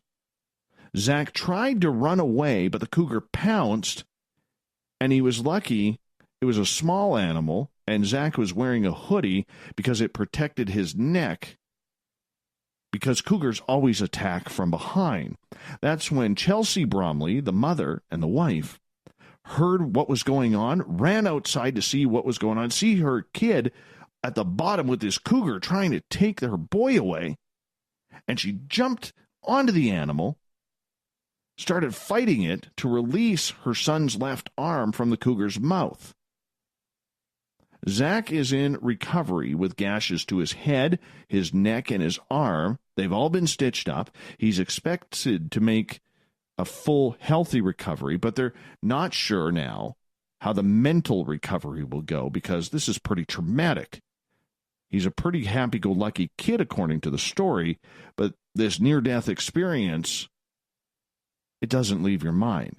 You know he's going to be having nightmares. So family has sent the young boy to his grandma and grandpa's where he could get a bunch of love and probably some good home cooking, because that's everybody knows that a grandma can only cook one way, and that's usually pretty awesome. Well, that's just the way it is. Now, conservation officers secured the attack site and found 2 juvenile cougars about 20 meters away. Both cats were euthanized, and investigators are now testing their DNA to confirm one of them was responsible for the attack. I live in a cougar area. I've had cougars in my backyard. Literally, I've gone outside to look at the stars during a break of this show, walk into my carport, only to be growled at by a cougar like 40 feet away. They're here. They're big cats. But usually they don't attack people. It's usually the immature ones or the sick ones. And if they are starving, that will do it. If you come in contact with a cougar, you always face it. Keep eye contact with it. Back away slowly. Make yourself look big. If the cougar approaches you, you want to be aggressive with them. Let them know you're not prey. So go at them. Tell them how you're going to scare them with showing them a picture of your former mother-in-law or something. That's just the way it works. Now, final story of the night. We head to our favorite state of Florida. Now, authorities say a Florida woman with her 2-year-old son stopped a carjacking by threatening to throw a soup can at the would-be thief. No word if it was Star-Kissed tuna, Campbell's soup, or a can of Spam. No idea. The Daytona Beach News-Journal, all over this story, said the reported attempted theft happened on Tuesday. Police say the man tried to steal the woman's SUV after crashing a stolen car nearby. That's when the woman grabbed... Oh, I'm sorry. Here it is. The woman grabbed a can of Progresso soup and yelled at the man and said, "Stay away, otherwise I'm going to soup you to death." Well, terrified that he was threatened with a can of soup, the man ran off. Police are still searching for him. And the woman, well, she went home to make a hearty dinner. That's the thought of the day.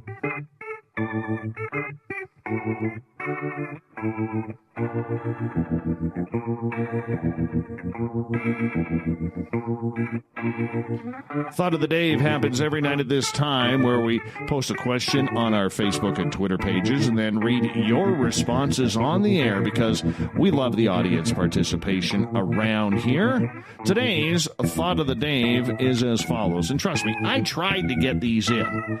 I really did try to get these in, but today's Thought of the Dave is this. If you could sit with George Knapp, what would you want to ask him? We had some really good questions.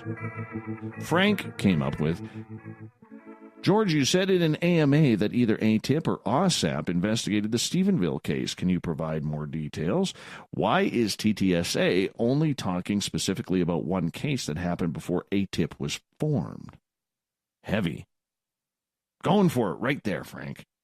Matthew, has anything ever been sensationalized? What is George Knapp most proud of?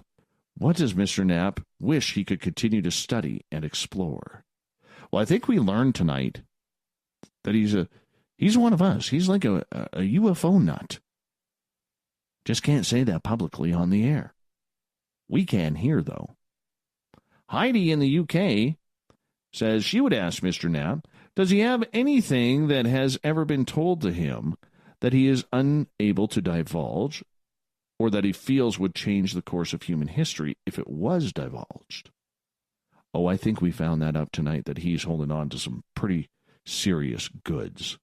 Pretty serious goods. But in the professionalism that he has, he will not release it.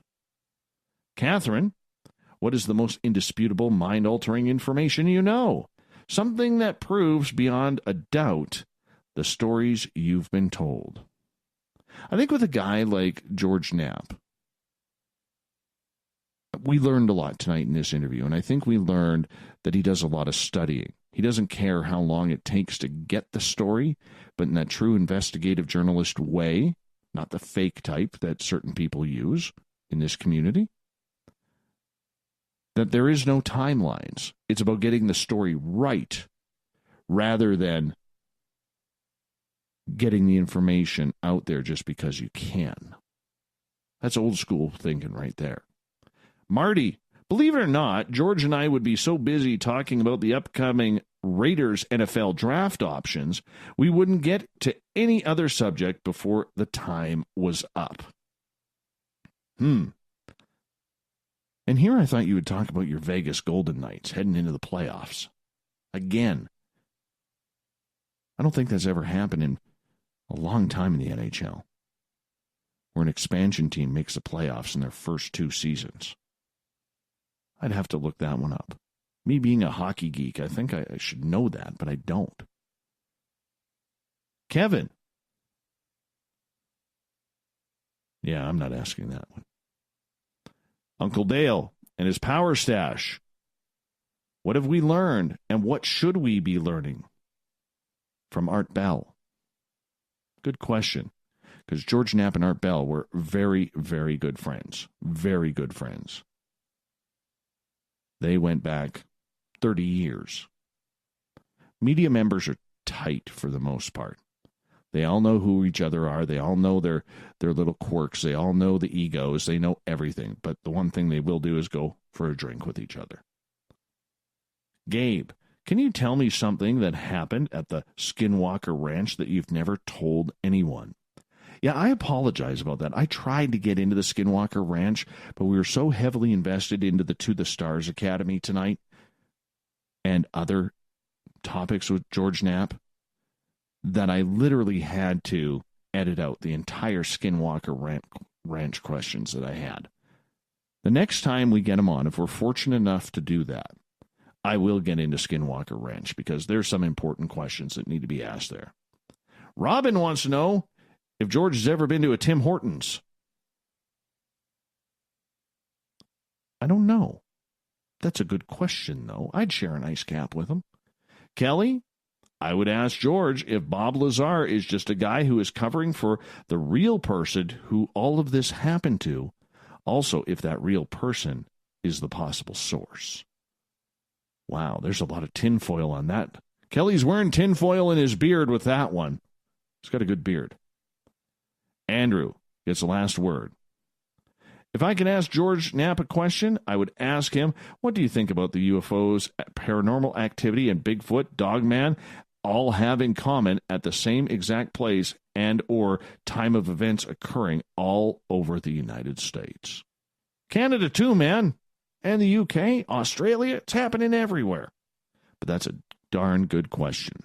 We want to say a big thank you to Captain Shirk for keeping us all up to date on the SOR Newswire, which can be found at spacedoutradio.com by clicking on the news tab. All of our news is brought to you by Paranoia Magazine.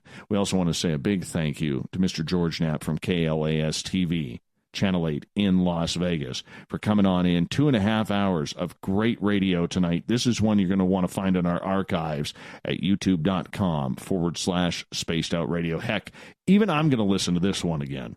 I have to. I know I missed something. And you should too. Make sure you hit that subscribe button.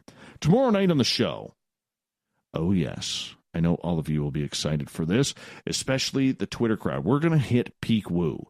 And we're going to hit it very, very quick because our Keith Andrews is back with the ET Connection. You have an ET question, just come into our chat room on Spreaker, join the SOR Space Travelers Club on Facebook, Revolution Radio, or hit us up on Twitter at #SpacedOutRadio. We will get to your question. Or try to. Put it in capital letters for me so I can read it properly. 9:06 Pacific, 12:06 a.m. Eastern at spacedoutradio.com. We got Mr. Ron Bumblefoot THAL rocking in the background with Little Brother is Watching. Bumblefoot is the official music of Spaced Out Radio, rocking us in and out of every single show. Get your horns up for the guitar god himself. Once again, a special thank you to everyone listening in at home, in your cars, at work, in our chat rooms, wherever you may be. Please remember, this show is copyright by Spaced Out Radio and SOR Media Ventures Limited. Thank you so much for telling your friends, doing your part to make us bigger and better every single night. Because together, my friends, let me hear you say it. I know you're out there somewhere. We own the night. I will talk to you in 21 hours from now. We're going to head into the weekend with one more show. Mr. Bumblefoot, we need a favor. We need you to take us home. Have a good one, everybody. I will talk to you tomorrow night. Thanks for being here. Appreciate it. Good night.